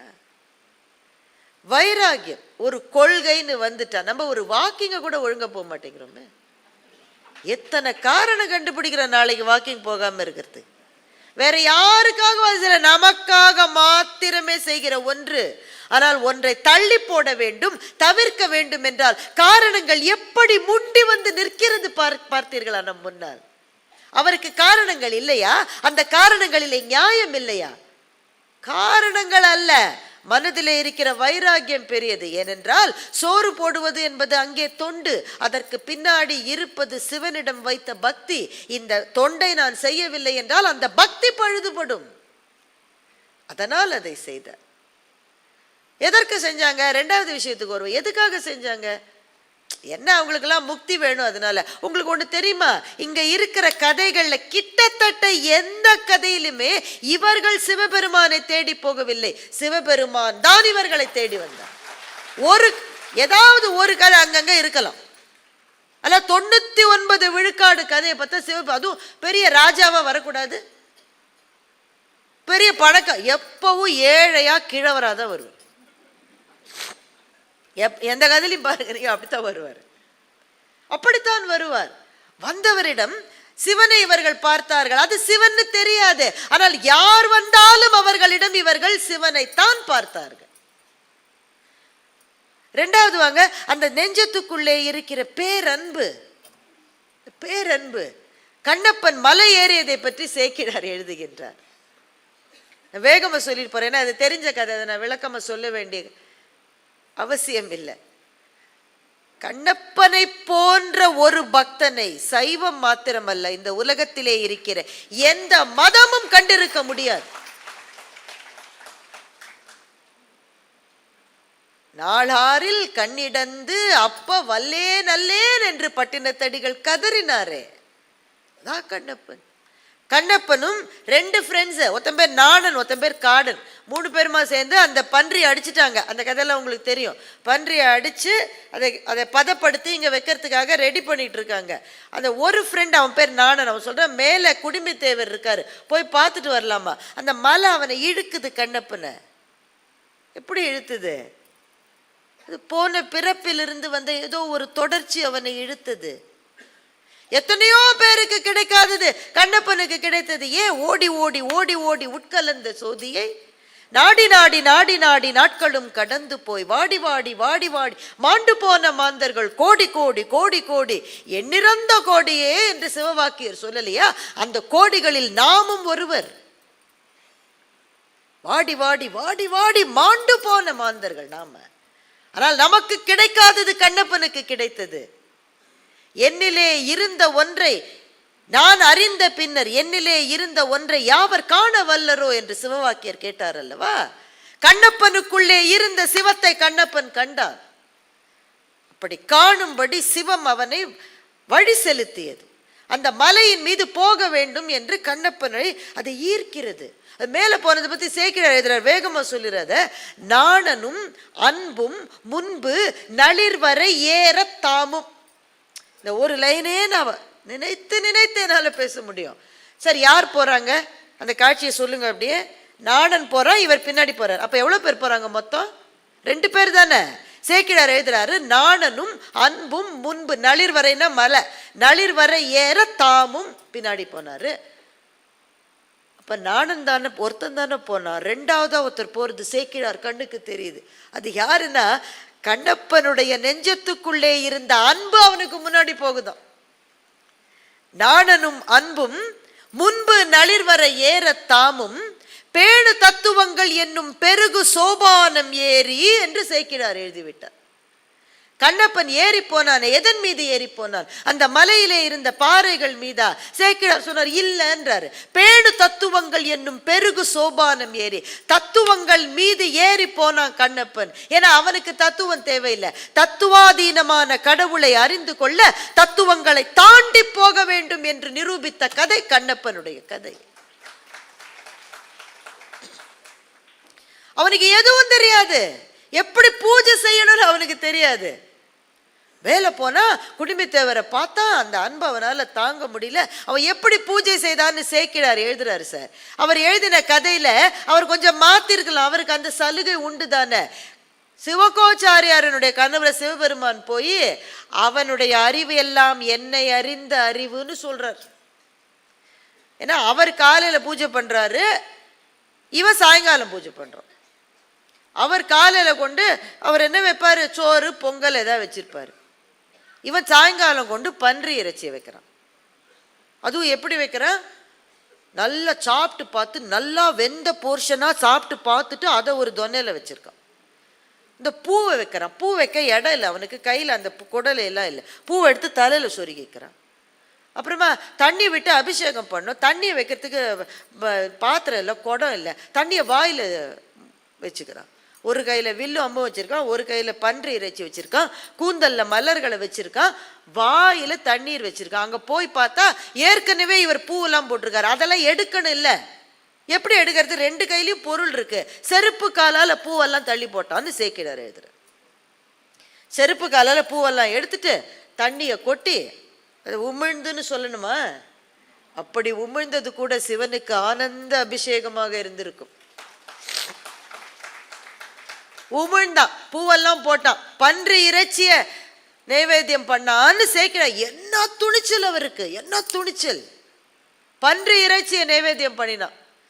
எல்லாம் ரொம்ப பிடிச்சிருந்தது அவருக்கு. அவருக்கு என்ன, காலையில வெஜ்ஜு, மாலையில நான்வெஜ்ஜு.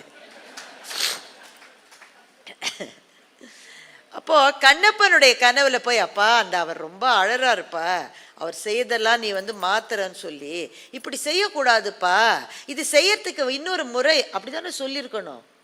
ஆனால் கண்ணப்பனின் கனவில் சிவபெருமான் வரவில்லை, சிவகோச்சாரியாரின் கனவிலே வந்தார். சொன்னார், நீ ஒளிந்து நின்று பார் என்று. அந்த கதை உங்களுக்கு தெரியும். அவர் ஒளிந்து நின்று பார்க்கிறார், ஒரு கண்ணிலே ரத்தம் கொட்டுகிறது. இதை யார் செய்ததுன்னு தேடி போறான். தேடி போன கண்ணில் அவர் பட்டிருந்தானா அவரை ஒரு வழி பண்ணிருப்பான். அவர் படலை, நல்ல வேலைக்கு. உடனே தன்னுடைய கண்ணை எடுத்து வச்சுட்டான். கண்ணை எடுத்து வச்சு ரத்தம் நின்னதை பார்த்த உடனே குஷி தாங்கல அவனுக்கு.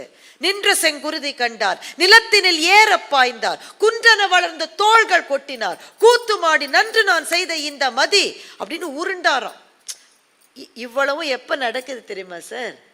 அவனுடைய ஒரு கண்ணு போன பிறகு நடக்குது சார். அவன் குதிக்கிறான். அந்த பாட்டு நீங்க பாருங்களேன். குன்றென வளர்ந்த தோள்கள் கொட்டினார், கூத்து மாடினார், நன்று நான் இந்த எவ்வளவு புத்திசாலி தெரியுமான்னு தன்னை தானே பாராட்டிக்கின. படுபாவி, உன் கண்ணில இருந்து ரத்தம் வந்துட்டு இருக்குடா. ஆனா சிவபெருமான் இன்னொரு கண்ணிலிருந்தும் குருதி வரவழைத்தார்.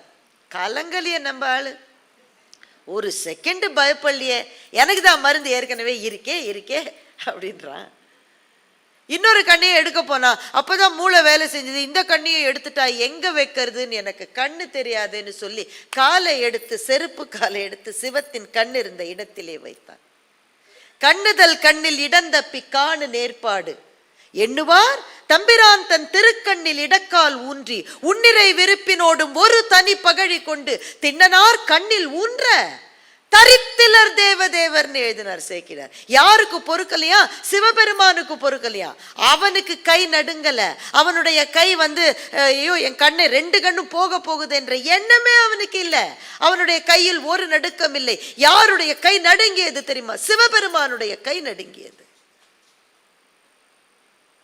உன்னிறை விருப்பினோடும் ஒரு தனி பகழி கொண்டு தின்னனார் கண்ணில் ஊன்ற தரித்திலர் தேவதேவர். தாங்க முடியாம நில்லு கண்ணப்பன்னு கையை பிடிச்சாரா. நீங்க பாருங்க, உலக இலக்கியங்களில், புராணங்களில், பக்தி நடந்த இடங்களில் நாம எல்லாரும் கடவுள் நமக்கு கொடுத்த கண்ணை கொண்டு நாம் கடவுளை காண்போம். ஆனால் கண்ணப்பனுடைய கதையில் கண்ணப்பன் கொடுத்த கண்ணை கொண்டு சிவபெருமான் கண்ணப்பனை பார்த்தார். சார், காளஹஸ்தி கோவில்ல வடமொழியில ஒரு கல்வெட்டு இருக்கு. அந்த கல்வெட்டு கண்ணப்பனுடைய கதையை சொல்லுகிறது. நான் எனக்கு அவ்வளோ படிக்க வராது, அதனால ஒருத்தர் அதுக்கு பொருள் கேட்டேன்.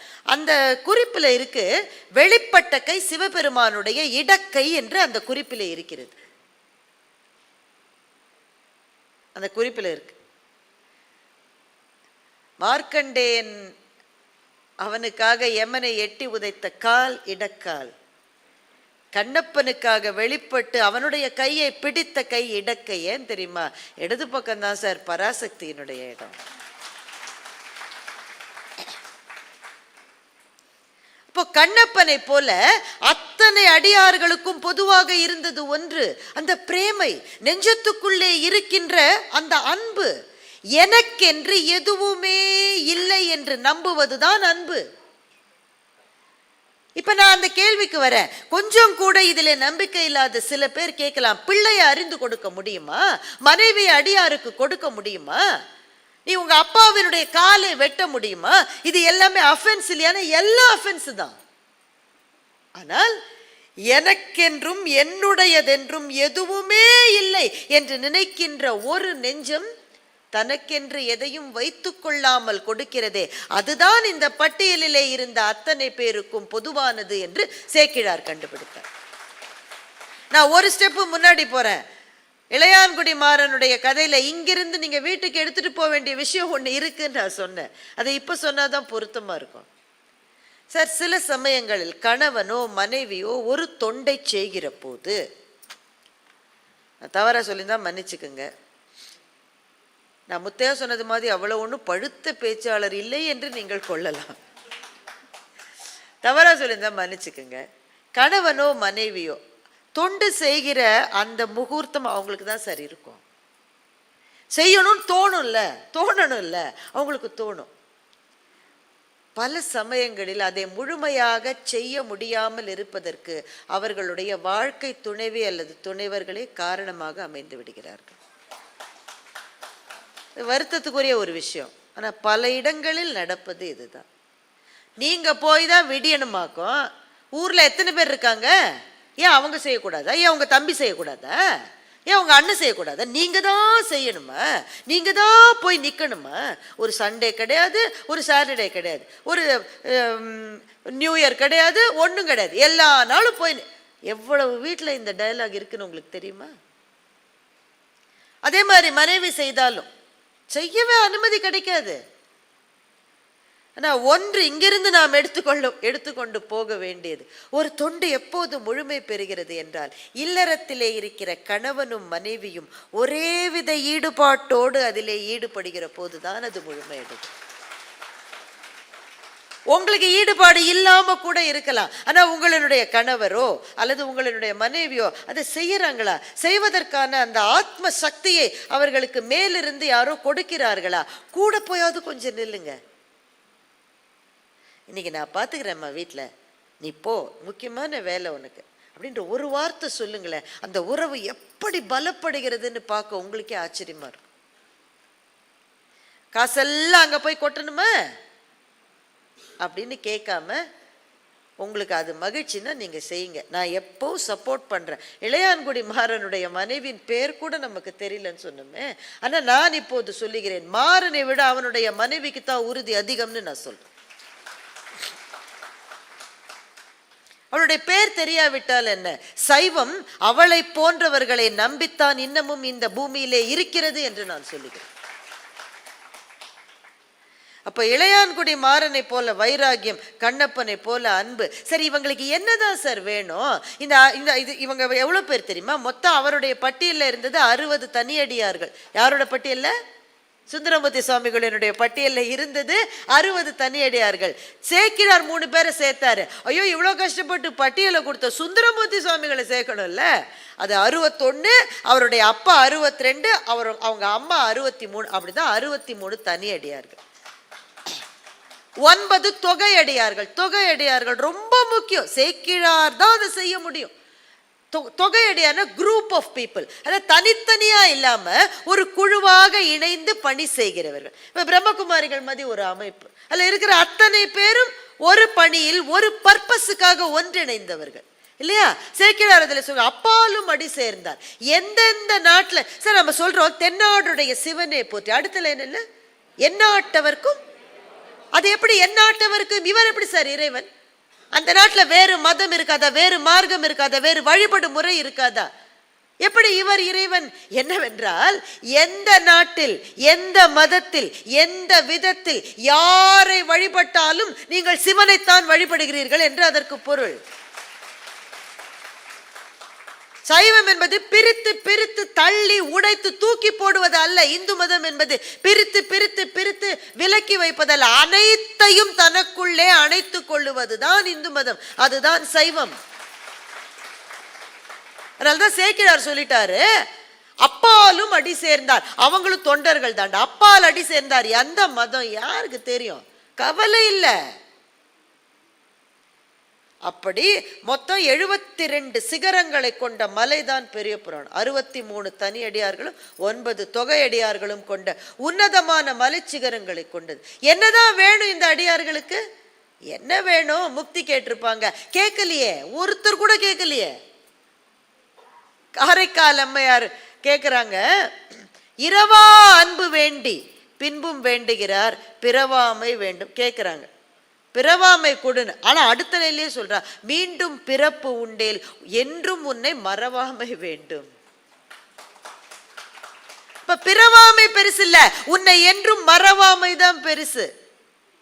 அறவா நீ ஆடுகையில் உன் அடியின் கீழ் இருக்க, அவ்வளவுதான் கேட்டாங்க. எனக்கு ஒண்ணுதான்ப்பா வேணும், நீ ஆடுகிற போது அந்த அடியின் கீழே நான் இருக்கணும்னு. உங்களுக்கு ஒண்ணு தெரியுமா? 6ஆம் நூற்றாண்டிலிருந்து 12ஆம் நூற்றாண்டு வரை தமிழர்கள் வாணிபம் செய்வதற்காக சயாமுக்கும் இந்தோனேஷியாவுக்கும் பர்மாவுக்கும் போன தமிழர்கள் 70க்கு மேற்பட்ட சிவாலயங்களை எடுத்திருக்கிறார்கள். 6ஆம் நூற்றாண்டிலிருந்து 12ஆம் நூற்றாண்டு. எல்லா இடங்களிலும் நடராஜ பெருமான் தாண்டவம் ஆடுகின்றார். அதற்கு கீழே எலும்பே உருவான ஒரு முதிய பெண்ணினுடைய உருவம் இருக்கிறது. தமிழர்கள் எங்கு போனாலும் அந்த தெய்வ பெண்ணை மறக்கவே இல்லை. இன்னொரு சுவாரஸ்யமான டிட்பிட் சொல்லட்டா, சிவன் எல்லாத்தையும் வந்து கேட்டார் இல்ல, நிறைய பேர்ட்ட சாப்பாடு கேட்டார். சிறு தொண்டற்ற பிள்ளையே கேட்டார். இளையான்குடி மாறநாயனார்ட்ட சோறு போடுன்னு கேட்டார். எங்கேயா சாப்பிட்டுருக்காரா? சோறு வேணும்னு கேட்டார். சோறு சாப்பிட்டுருக்காரா? ஒரே ஒரு இடத்துல சாப்பிட்டார். காரைக்கால் அம்மையாரிடம் மாத்திரம் அவங்க போட்ட சோற்றை சிவன் சாப்பிட்டார். அந்த கதையை திரும்ப நீளமா நான் சொல்ல போறது இல்லை. 2 மாம்பழம் அனுப்பிச்சு 1 மாம்பழத்தை சிவனடியாருக்கு போட்ட கதை உங்களுக்கு தெரியும் தானே. அந்த சோற்றையும் மாம்பழத்தையும் தயிரையும் போட்டாங்களாம் புனிதவதி. அதை சிவன் சாப்பிட்டிருக்காரு. அதனாலதான் பேயுருவம் கொண்டு கைலாயத்துக்கு காரைக்கால் அம்மையார் நடந்து வருகிற போது யார் பேய் மாதிரி தலைகீழா நடந்து வருதுன்னு பராசக்தி கேட்டா. தலைகீழ ஏன் நடந்து வந்தாங்க? கைலாயத்துல கால் படக்கூடாதுன்னு தலைகீழா நடந்து வந்தாங்க. சிவன் சொன்னாரு, வரும் இவள் எம்மை பேணும் அம்மை காண் உமையே. அவனுக்கு அம்மா உண்டா? அவனுக்கு அப்பா உண்டா? ஆனா காரைக்கால் அம்மையாரை என் அம்மான்னு சொன்னா ஏன்? அவங்க கையால சாப்பிட்டுருக்காரு சார், அதனால அம்மான்னு சொன்னார் சார். அப்போ 3வது விஷயம் என்ன? இவங்க கேட்டது பிறவாமையே அல்ல, இந்த பிறப்பு எங்களுக்கு பிடிச்சிருக்குன்னு சொல்றாங்க. மலித்த பிறவியும் வேண்டுவதே இம்மாநிலத்தே. நாங்க அதுதான் காமன். இன்னும் அவங்களுக்குள்ள என்ன பொதுவா இருந்தது சொல்லட்டா? கேடும் ஆக்கமும் கெட்ட திருவினார். கேடும் ஆக்கமும் கெட்ட திருவினார். அது என்ன கேடும் ஆக்கமும் கெட்ட திருவினார்? இன்னைக்கு பாருங்க, தங்க விலை இறங்கி இருக்கு. நீ ஒரு வாரம் முன்னாடி 1 லட்சத்துக்கு மேல, இன்னைக்கு 1 லட்சத்துக்கு கீழே இறங்கி இருக்கு. இப்ப நாளைக்கு என்ன ஆகும்? வாங்கறதா? எல்லாரும் வாங்கிட்டு தான் இருக்காங்க. எல்லா நகை கட்டி கூட்டமாவே இருக்கு. விலையை கேட்டால் 1 லட்சம்ன்றோம். எல்லாம் வரிசையில் நின்று வாங்குது. எந்த சொத்தும் எந்த செல்வமும் மதிப்பு ஒரு நாள் ஏறும் ஒரு நாள் இறங்கும். ஆனா ஏறாத இறங்காத மதிப்புள்ள செல்வம் இருக்கா? இவங்கள்ட்ட இருக்குன்றார் சேக்கிடார். கேடும் ஆக்கமும் கெட்ட திருவினார். இது வளருவதும் இல்லை தளருவதும் இல்லை. ஏன்? இவர்களிடம் இருக்கிற அன்பு பூரணத்துவமானது. பூரணத்துக்கு வளர்ச்சியும் இல்லை தளர்ச்சியும் இல்லை. கேடும் ஆக்கமும் கெட்ட திருவினார். ஓடும் செம்பொனும் ஒக்கவே எண்ணுவார். எனக்கு தெரிஞ்ச ஒருத்தர் ரோட்ல போயிட்டே இருந்தார் சார். கீழே 500 ரூபாய் இருந்தது. சுத்தி சுத்தி பார்த்தாரு, ஒருத்தர் கூட எடுக்காம அப்படியே போயிட்டார். அவர் தான் ஓடும் செம்பொனும் ஒக்கவே நோக்குவார்னா நினைக்கிறீங்க? இல்ல, 20 நாள் முன்னாடி நீ ரீப்ளேஸ்மெண்ட் ஆபரேஷன் பண்ணார். குனிய முடியாது. குனிஞ்சா நீ உடஞ்சி இன்னும் 10 லட்சம் செலவு ஜாஸ்தி ஆகும். 500 ரூபாய் போனா போகுதுன்னு போயிட்டார். ஓடும் செம்பொன்னும் ஒக்கவே நோக்குவார்னா என்ன பொருள் தெரியுமா? இது ஓடு இது செம்பொன்னு தெரிஞ்சு அதை விட்டுட்டு போனவங்க கிடையாது. ரெண்டுமே அவங்க கண்ணுக்கு ஒரே மாதிரி தான் தெரியுமா. புல்லோடும் கல்லோடும் பொன்னோடும் மணியோடும் சொல்லோடும் வேறுபாடு இல்லா திண்ணியர் நிரம்பிய திருப்புகலின்னு திருநாவுக்கரசு சாமிகளை பத்தி எழுதும்போது சேக்கிடார் எழுதுறார். திருநாவுக்கரசு சாமி அவ்வளோ வயதான முதிய காலத்துல கோவிலுக்கு போய் உழவார பணி செய்யறாரு சார். கீழே இருக்கிற புல்லு கல் எல்லாத்தையும் எடுக்கிறாரு. சிவபெருமான் என்ன பண்றாரு? தங்க மணியெல்லாம் அங்க கொட்டி வச்சிடுறாரு. இவரு புல்லையும் கல்லையும் எடுக்கிற மாதிரி தங்கத்தையும் மணியை எடுத்து எல்லாத்தையும் எடுத்து தூக்கி விட்டார். நாம இருந்தா விடுவோம்? 7-8 சல்லடை வீட்டுல இருந்து எடுத்து போய் சலிச்சு எடுத்து ஒரு துளிய விடுவோம் நாம? அவர் ஏன் விட்டார்னா இதுன்னு வேறுபாடே இல்லை. கேடும் ஆக்கமும் கெட்ட திருவினார். ஓடும் செம்பனும் ஒக்கவே நோக்குவார். கூடும் அன்பினில் கும்பிடல் இன்றி வீடும் வேண்டா வெறுனில் விளங்கினார்னு சேக்கிடார். அவங்களுக்கு தேவை மோட்சம் கிடையாது, பிறப்பற்ற தன்மை கிடையாது. அடியவர்கள் ஒருவரை ஒருவர் பார்த்து வணங்கி கொள்ளுகிற பணிவு மாத்திரமே அவர்களுக்கு தேவை என்று சேக்கிழார். ரொம்ப முக்கியமான 3வது கட்டத்துக்கு நான் இப்ப வந்துட்டேன். இந்த லிஸ்ட்ல காமனா இருந்தது என்ன? அந்த கேள்வியோடே தானே நம்ம பயணம் பண்ணிக்கிட்டு இருக்கோம் இல்லையா? ரொம்ப பொதுவாக இருந்தது அடியவர்கள் ஒருவரை ஒருவர் பார்த்து வணங்கி கொண்ட அந்த பணிவு. அந்த பணிவு சுந்தரமூர்த்தி சுவாமிகள் திருஞான சம்பந்தருடைய காலத்துக்கு 200 வருஷம் கழிச்சு வந்தவர். நல்ல நினைவு வச்சுக்கோங்க, எவ்வளவு வருஷம்? 200 வருஷம் கழிச்சு வந்தவர் சுந்தரமூர்த்தி சுவாமிகள். திருஞான சம்பந்தருடைய ஊர் சீர்காழி, புகலின்னு அதுக்கு பேரு. அந்த ஊர் எல்லைக்கு வந்தாரு. சுந்தரமூர்த்தி சுவாமி சும்மாலாம் வரமாட்டாரு. அன்னைக்கு அவருக்கு இருந்த செல்வாக்கு இருக்கு பாருங்க, அடேங்க அப்பா. ஏன்? சிவபெருமானே கெஞ்சுறார் அவர்கிட்ட, என்ன நீ பைத்தியக்காரன்னு சொல்லி பாடுன்னு கெஞ்சுறார். பித்தா அப்படின்னு என்ன நீ பாட மாட்டியான்றார். இவர் லவ் பண்ணா அவர் தூது போறார். யாரு? சுந்தரமூர்த்தி சுவாமி லவ் பண்ணா இவர் தூது போறார். அந்த அம்மாட்ட போய் கேட்கிறாரு, எப்போ? ராத்திரி. அவன் நல்லவன் தான், அவனை சேர்த்துக்கன்றார். அந்த அம்மா முடியாதுன்னு திருப்பி அனுப்பிச்சிருச்சு. இவர் கோயிலுக்கு வந்தோடனே சுந்தரமூர்த்தி சுவாமி என்ன சொன்னார்? முடியாதுன்னு திருப்பி அனுப்பிச்சிட்டாப்பானார். நீலாம் ஒரு கடவுளான்னு திட்டுறார். திரும்ப போறார். 2வது தடவை போறாங்க. 2வது தடவை போகும்போது அந்த அம்மாக்கு ஸ்ட்ரைக் ஆகுது. வந்தவரை பார்த்தா வித்தியாசமா இருந்தது. ஒருவேளை சிவபெருமான் போற லேட்டா புரிஞ்சுது அந்த அம்மா. 2 முறை அவர் தூது போறார். சுந்தரமூர்த்தி சுவாமிகள் லவ் பண்ணா இவர் தூது போறாரு, என்ன பைத்தியக்காரன் சொல்லி நீ பாடுன்றாரு. இவருக்கு பின்னாடி இருந்த செல்வாக்கு அப்படிப்பட்டது. ஆயிரக்கணக்கான பேர் பின்தொடரத்தான் சுந்தரமூர்த்தி சுவாமிகள் எந்த ஊருக்குமே போயிருக்கார். சார், நம்ம பின்னாடி 10 பேர் வந்தாலே நம்ம நடைய வேற மாதிரி ஆகுது சார். சும்மாவா KS ரவிக்குமார் பாட்ஷா படத்துல சூப்பர் ஸ்டார் அப்படி நடக்க வச்சாரு. அப்படி ஒருத்தர் நடந்தாலே பின்னாடி 10 பேர் நடந்தா நமக்கு ஒரு கிக்கா தானே இருக்கு. ஆனா அப்படி பின்னால அத்தனை பேர் தொடருகிற போது சீர்காழிக்கு வந்த சுந்தரமூர்த்தி சுவாமிகள் ஊர் எல்லையில அந்த ஊரை மிதிக்காம அந்த ஊரை சுத்திக்கிட்டு பக்கத்து ஊருக்கு போயிட்டாரு. ஏங்க இந்த ஊருக்கு சாமி பார்க்கணும்? நீங்க பார்க்காமலே போறீங்க. பிள்ளையார் திரு அவதாரம் செய்த பெரும் புகழி உள்ளு நான் மிதியேன்னு சொன்னாரு. ஐயோ, இது திருஞான சம்பந்தருடைய கால் பட்ட பூமியாச்சே, இந்த பூமியில என்னுடைய கால்கள் படலாமா? அது எவ்வளவு பெரிய பாவம்னு சொல்லி இவர் சுத்திக்கிட்டே போனாராம். இதுல என்ன ஆச்சரியம்னா, அவர் பிறந்து அவர் போய் 200 வருஷம் ஆச்சு. அதுக்கு பிறகுதான் இவர் வராரு.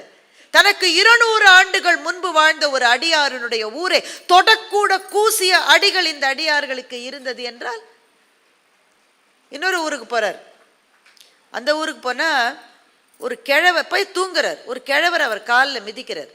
யார் காலில்? சுந்தரமூர்த்தி சுவாமிகள் காலில். வேற யார்? சிவபெருமான். நான் முன்னாடியே சொன்னேன்ல, இந்த டீசெண்டா ஒரு ராஜா மதி, ஒரு அமெரிக்க மாப்பிள்ளை மதியில் வரமாட்டார். எப்பவுமே அதே மாதிரி தான் வரும். காலால மிதிக்கிறார். சுந்தரமூர்த்தி சுவாமிகள், என்னை பலகாலும் மிதித்த நீவிர் யாருன்னு கேட்கிறார். எவ்வளவு பணிவு! மிக முக்கியமாக அடியார்களிடமிருந்து நாம் தெரிந்து கொள்ள வேண்டிய விஷயம். வேகமா சொல்லிடுறேன். என்னுடைய இதுல இருந்து வேற டைமென்ஷனுக்கு போகலாம். இவர்களுக்குள்ளே பொதுவாக இருந்தது. அப்ப இவ்வளவு நேரம் நான் சொன்னதுல இருந்து இதை பற்றி எதுவுமே தெரியாத ஒருத்தர் இதை கேட்கிறாருன்னு வச்சுக்கோங்களேன். யாரோ ஒரு இளைஞர் கேட்கிறார். சரி, பக்தியா இருந்தாங்க, பணிவா இருந்தாங்க, எங்களுக்கு எதுவுமே வேணான்னு சொன்னாங்க, அவங்க கொண்ட கொள்கையில வைராகியமா இருந்தாங்க, அவங்களால சமூகத்துக்கு என்ன பயன்னு கேள்வி வருமா? வராதா? ஒவ்வொரு தொண்டும் சமூகத்துக்கானது என்று நான் சொல்லுகிறேன். பக்தி என்பது கோவிலை சார்ந்து உழவார பணி செய்யறானாக்க அது கோவிலுக்கு செய்வதில்லை, வர்றவங்க காலில் முள்ளு குத்தக்கூடாதுன்னு செய்வது. குங்கிலிய கலையநாயனார் மனைவியினுடைய தாலியை விற்று குங்கிலிய வாங்கிட்டார். வீட்டுல வறுமை. சேக்கிழார் எழுதுறாரு, பேதுரும் பிள்ளைகளும் பெருகு சுற்றத்தாரும் எழுதுறாரு. பிள்ளையெல்லாம் பசியில மயங்கி விழுது. உறவுக்காரங்க வந்துட்டே இருக்காங்க. வீட்டுல அவ்வளவு உறவுக்காரங்க வந்துட்டாங்க. ஏன்னா பஞ்சம். மனைவி தாலியை கட்டி கொடுக்குற, எப்படியா போய் சாப்பாடு வாங்கிட்டு வாங்கன்னு. வழியில நல்ல குங்கிலியம் பார்த்தாரு. தாலியை கொடுத்து குங்கிலியத்தை வாங்கி கோயிலுக்கு போய் குங்கிலியம் போட்டார். இந்த அம்மா போலீஸ் ஸ்டேஷனுக்கு போயிருக்கணும் நியாயப்படி. ஆனா அதுதான் நான் சொன்னேன், இது நீ செய்கிற தொண்டா, இதில் தான் உன்னுடைய ஆன்மா அமைதியுறுகிறதா, நான் உன் கூட நிற்பேன்னு நிக்கிற அந்த தாம்பத்தியம் இருக்கு பாருங்க, அதை விட கவித்துவமானது இந்த உலகத்திலே வேற என்ன இருக்க முடியும்?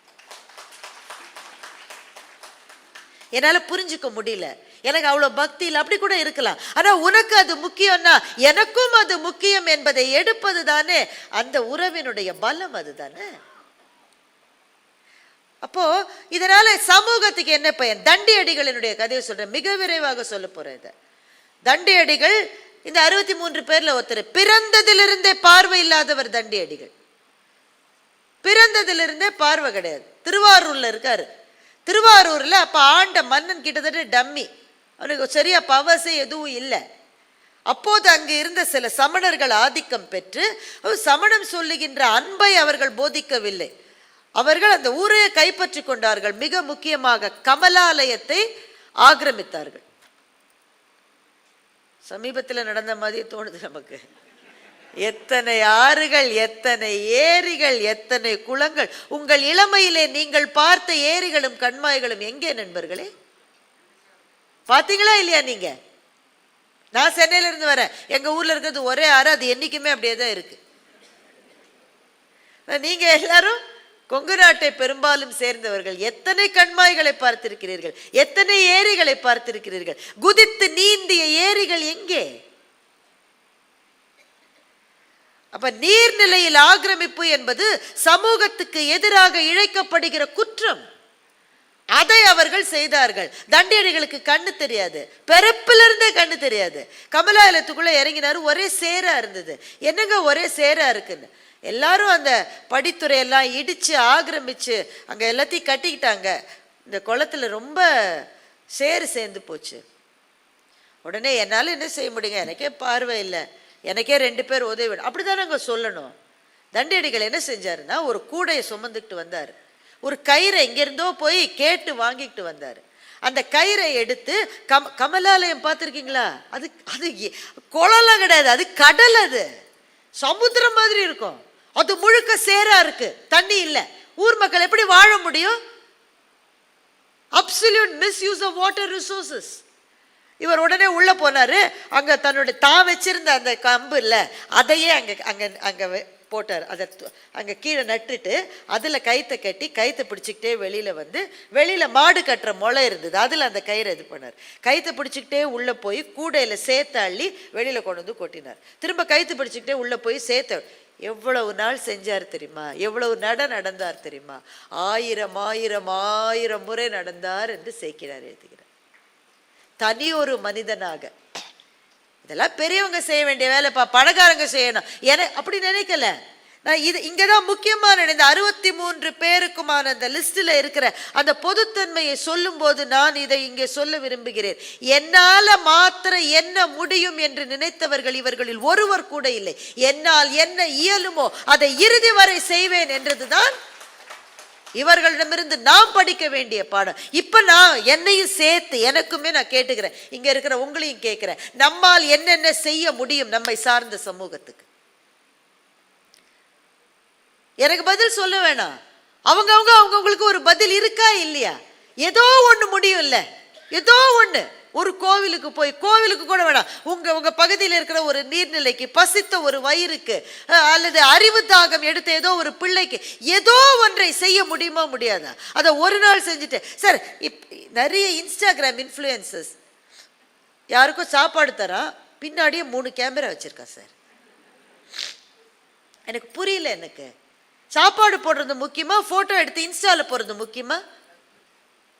அப்படின்னா இன்ஸ்டால போறது தான் முக்கியம். இன்ஸ்டால போடணும்ல. தொண்டு என்பது எப்போது முழுமை அடைகிறது தெரியுமா? நீ செஞ்சேன்னு நீ வெளியில சொல்லிக்காத போதுதான் அது முழுமை அடைகிறது. அதைத்தான் தண்டியடிகள் செய்தார். அவருக்கு பார்வையும் கிடையாது, ஒண்ணும் கிடையாது. 1000 தடவை யாருக்காக செய்தார்? அவர் ஒருத்தருக்கு தண்ணினா வெளியில இருக்கிற கிணத்துல இருந்து அவர் எடுத்து சாப்பிட்டுருக்கலாமே. இது ஊருக்கானது, அதற்காக செய்தார். அவர் இந்த வேலையை செஞ்சதை பார்த்து அவங்களுக்கெல்லாம் பொறுக்கலை, வந்து அவரை இடிச்சு தள்ளினாங்க, கீழே தள்ளினாங்க, முட்டிக்காலெல்லாம் காயம், உடம்பெல்லாம் ரத்தம். அவர் உடனே சொன்ன, என்னை இப்படி செய்யறீங்களே, எனக்கே நாளைக்கு கண்ணு வந்துட்டா நீங்க என்ன செய்வீங்க? நான் சிவன்கிட்ட கேட்டா கண் பார்வை கொடுத்துருவேன். இப்ப யோசிச்சு பாருங்க, தண்டியடிகள் நம்புகிறார், சிவபெருமானிடம் கேட்டால் கண் வந்துவிடும் என்று தண்டியடிகள் நம்புகிறார். அப்போது சிவபெருமானிடம் கேட்டால் குளம் சுத்தமாகிவிடும் என்று ஏன் கேட்கவில்லை? இந்த கேள்வி நிக்குதா நிக்கலையா? நீங்க எல்லாம் என்ன அவன் குருடன் சொல்றாங்க சார், அந்த வார்த்தையை சொல்லக்கூடாது. அவங்க அப்படிதான் சொல்றாங்க. அந்த வார்த்தையை எவ்வளவு கடுமையான வார்த்தை. நல்லவேளை நாம இப்ப மாற்றுத்திறனாளின்ற ஒரு சொல்ல பயன்படுத்துறோம். அவங்கெல்லாம் அப்படி சொன்னாங்க. தண்டியடிகள் கண்ணீர் விட்டு அழுதார். சிவபெருமானிடம் கேட்டா எனக்கு கண் பார்வை வந்துருன்ற. இப்ப இந்த இடத்துல கதையை நிறுத்திட்டு நான் உங்களை கேட்கிறேன், சிவபெருமானிடம் கேட்டால் கண் பார்வை வந்துவிடும் என்றால் சிவபெருமானிடம் கேட்டால் குளம் சுத்தமாகுமா ஆகாதா? ஆனால் தொண்டர்கள் யாரும் சோர்வு தளர்ச்சிகள் தொண்டர்க்கு இல்லை. நான் செய்ய வேண்டியதை நான் தான் செய்வேன், என்னால் முடிந்தவரை செய்வேன். செய்கிற போது என் உயிர் போனால், என் உடமை போனால் அதை பற்றி எனக்கு கவலை இல்லை. என் வைராகியம் நிற்கும், சைவம் வாழும். இதுதான் இந்த 63 பேருக்கும் பொதுவாயிரும் கதை. அப்புறம் இதுக்கப்புறம் கதையில சொல்றதுக்கு ஒன்றும் பெருசா இல்லை, உங்களுக்கே தெரியும் தான். தண்டியடிகள் குளத்தை சுத்தமாக்கிட்டார், அவ்வளவுதான் கதை. அதற்கு பிறகு சிவபெருமானிடம் போய் வேண்டினார். சிவபெருமான் சோழ அந்த மன்னனுடைய கனவுல போய் சொன்னா, தண்டியடிகள் ஏன் குளத்தை சுத்தம் செய்கிறாரப்பா, நீ ஏன் கவனிக்கவில்லை என்று. அப்புறம் தான் அந்த மன்னன் எழுந்திருக்கான். கும்பகர்ணனுக்கு தம்பி போல இருக்கான். அப்போதான் அப்படியா இந்த திருவாரூர் கமலாலயத்தை பாழ்படுத்தி விட்டார். அப்போதான் அவனுக்கு புரியுது. சில மன்னர்கள் கேட்பாங்களா, மாதம் மும்மாறி பொழிந்ததா, நீ ஜன்னலை திறந்து பாரு என்கின்ற ஆணவத்தை முற்றிலுமாக அவித்து விட்டார். சிந்தை ஒன்றுதான் இருந்தது. அந்த சிந்தை சிவபெருமானுடைய பாதத்திலே இருந்தது. 4 கரணங்களையும் சிந்தையாக மாற்றினார். மதம் ஒரு 3 சாத்வீகமே ஆக. நம்ம எல்லாருக்குள்ளும் 3 இருக்கிறது. சாத்வீகம் இருக்கிறது, ரௌத்திரம் இருக்கிறது, தாமசம் இருக்கிறது. தாமசம் எது? போலாம் ஒன்றும் டைம் இல்லை, அவங்கெல்லாம் மெதுவாக தான் அது தாமசம். என்னையா சொன்னா அப்படின்னு பொங்கி வர்றது அது ரௌத்ரம்.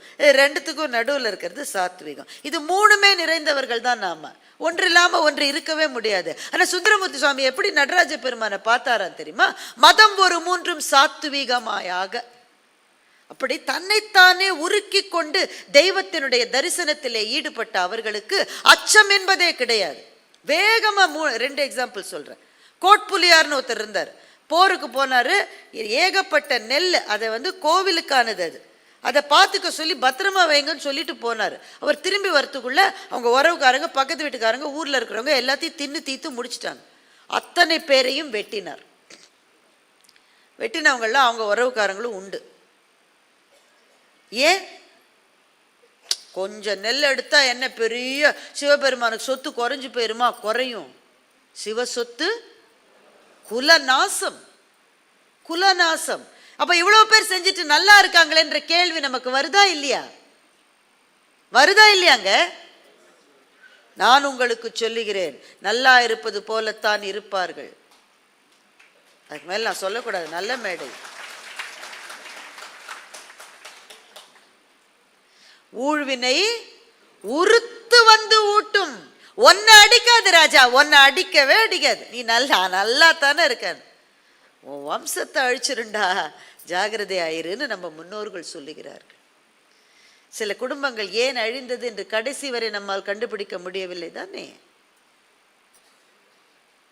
ஏதோ ஒன்று நடந்திருக்கும், ஏதோ ஒன்று.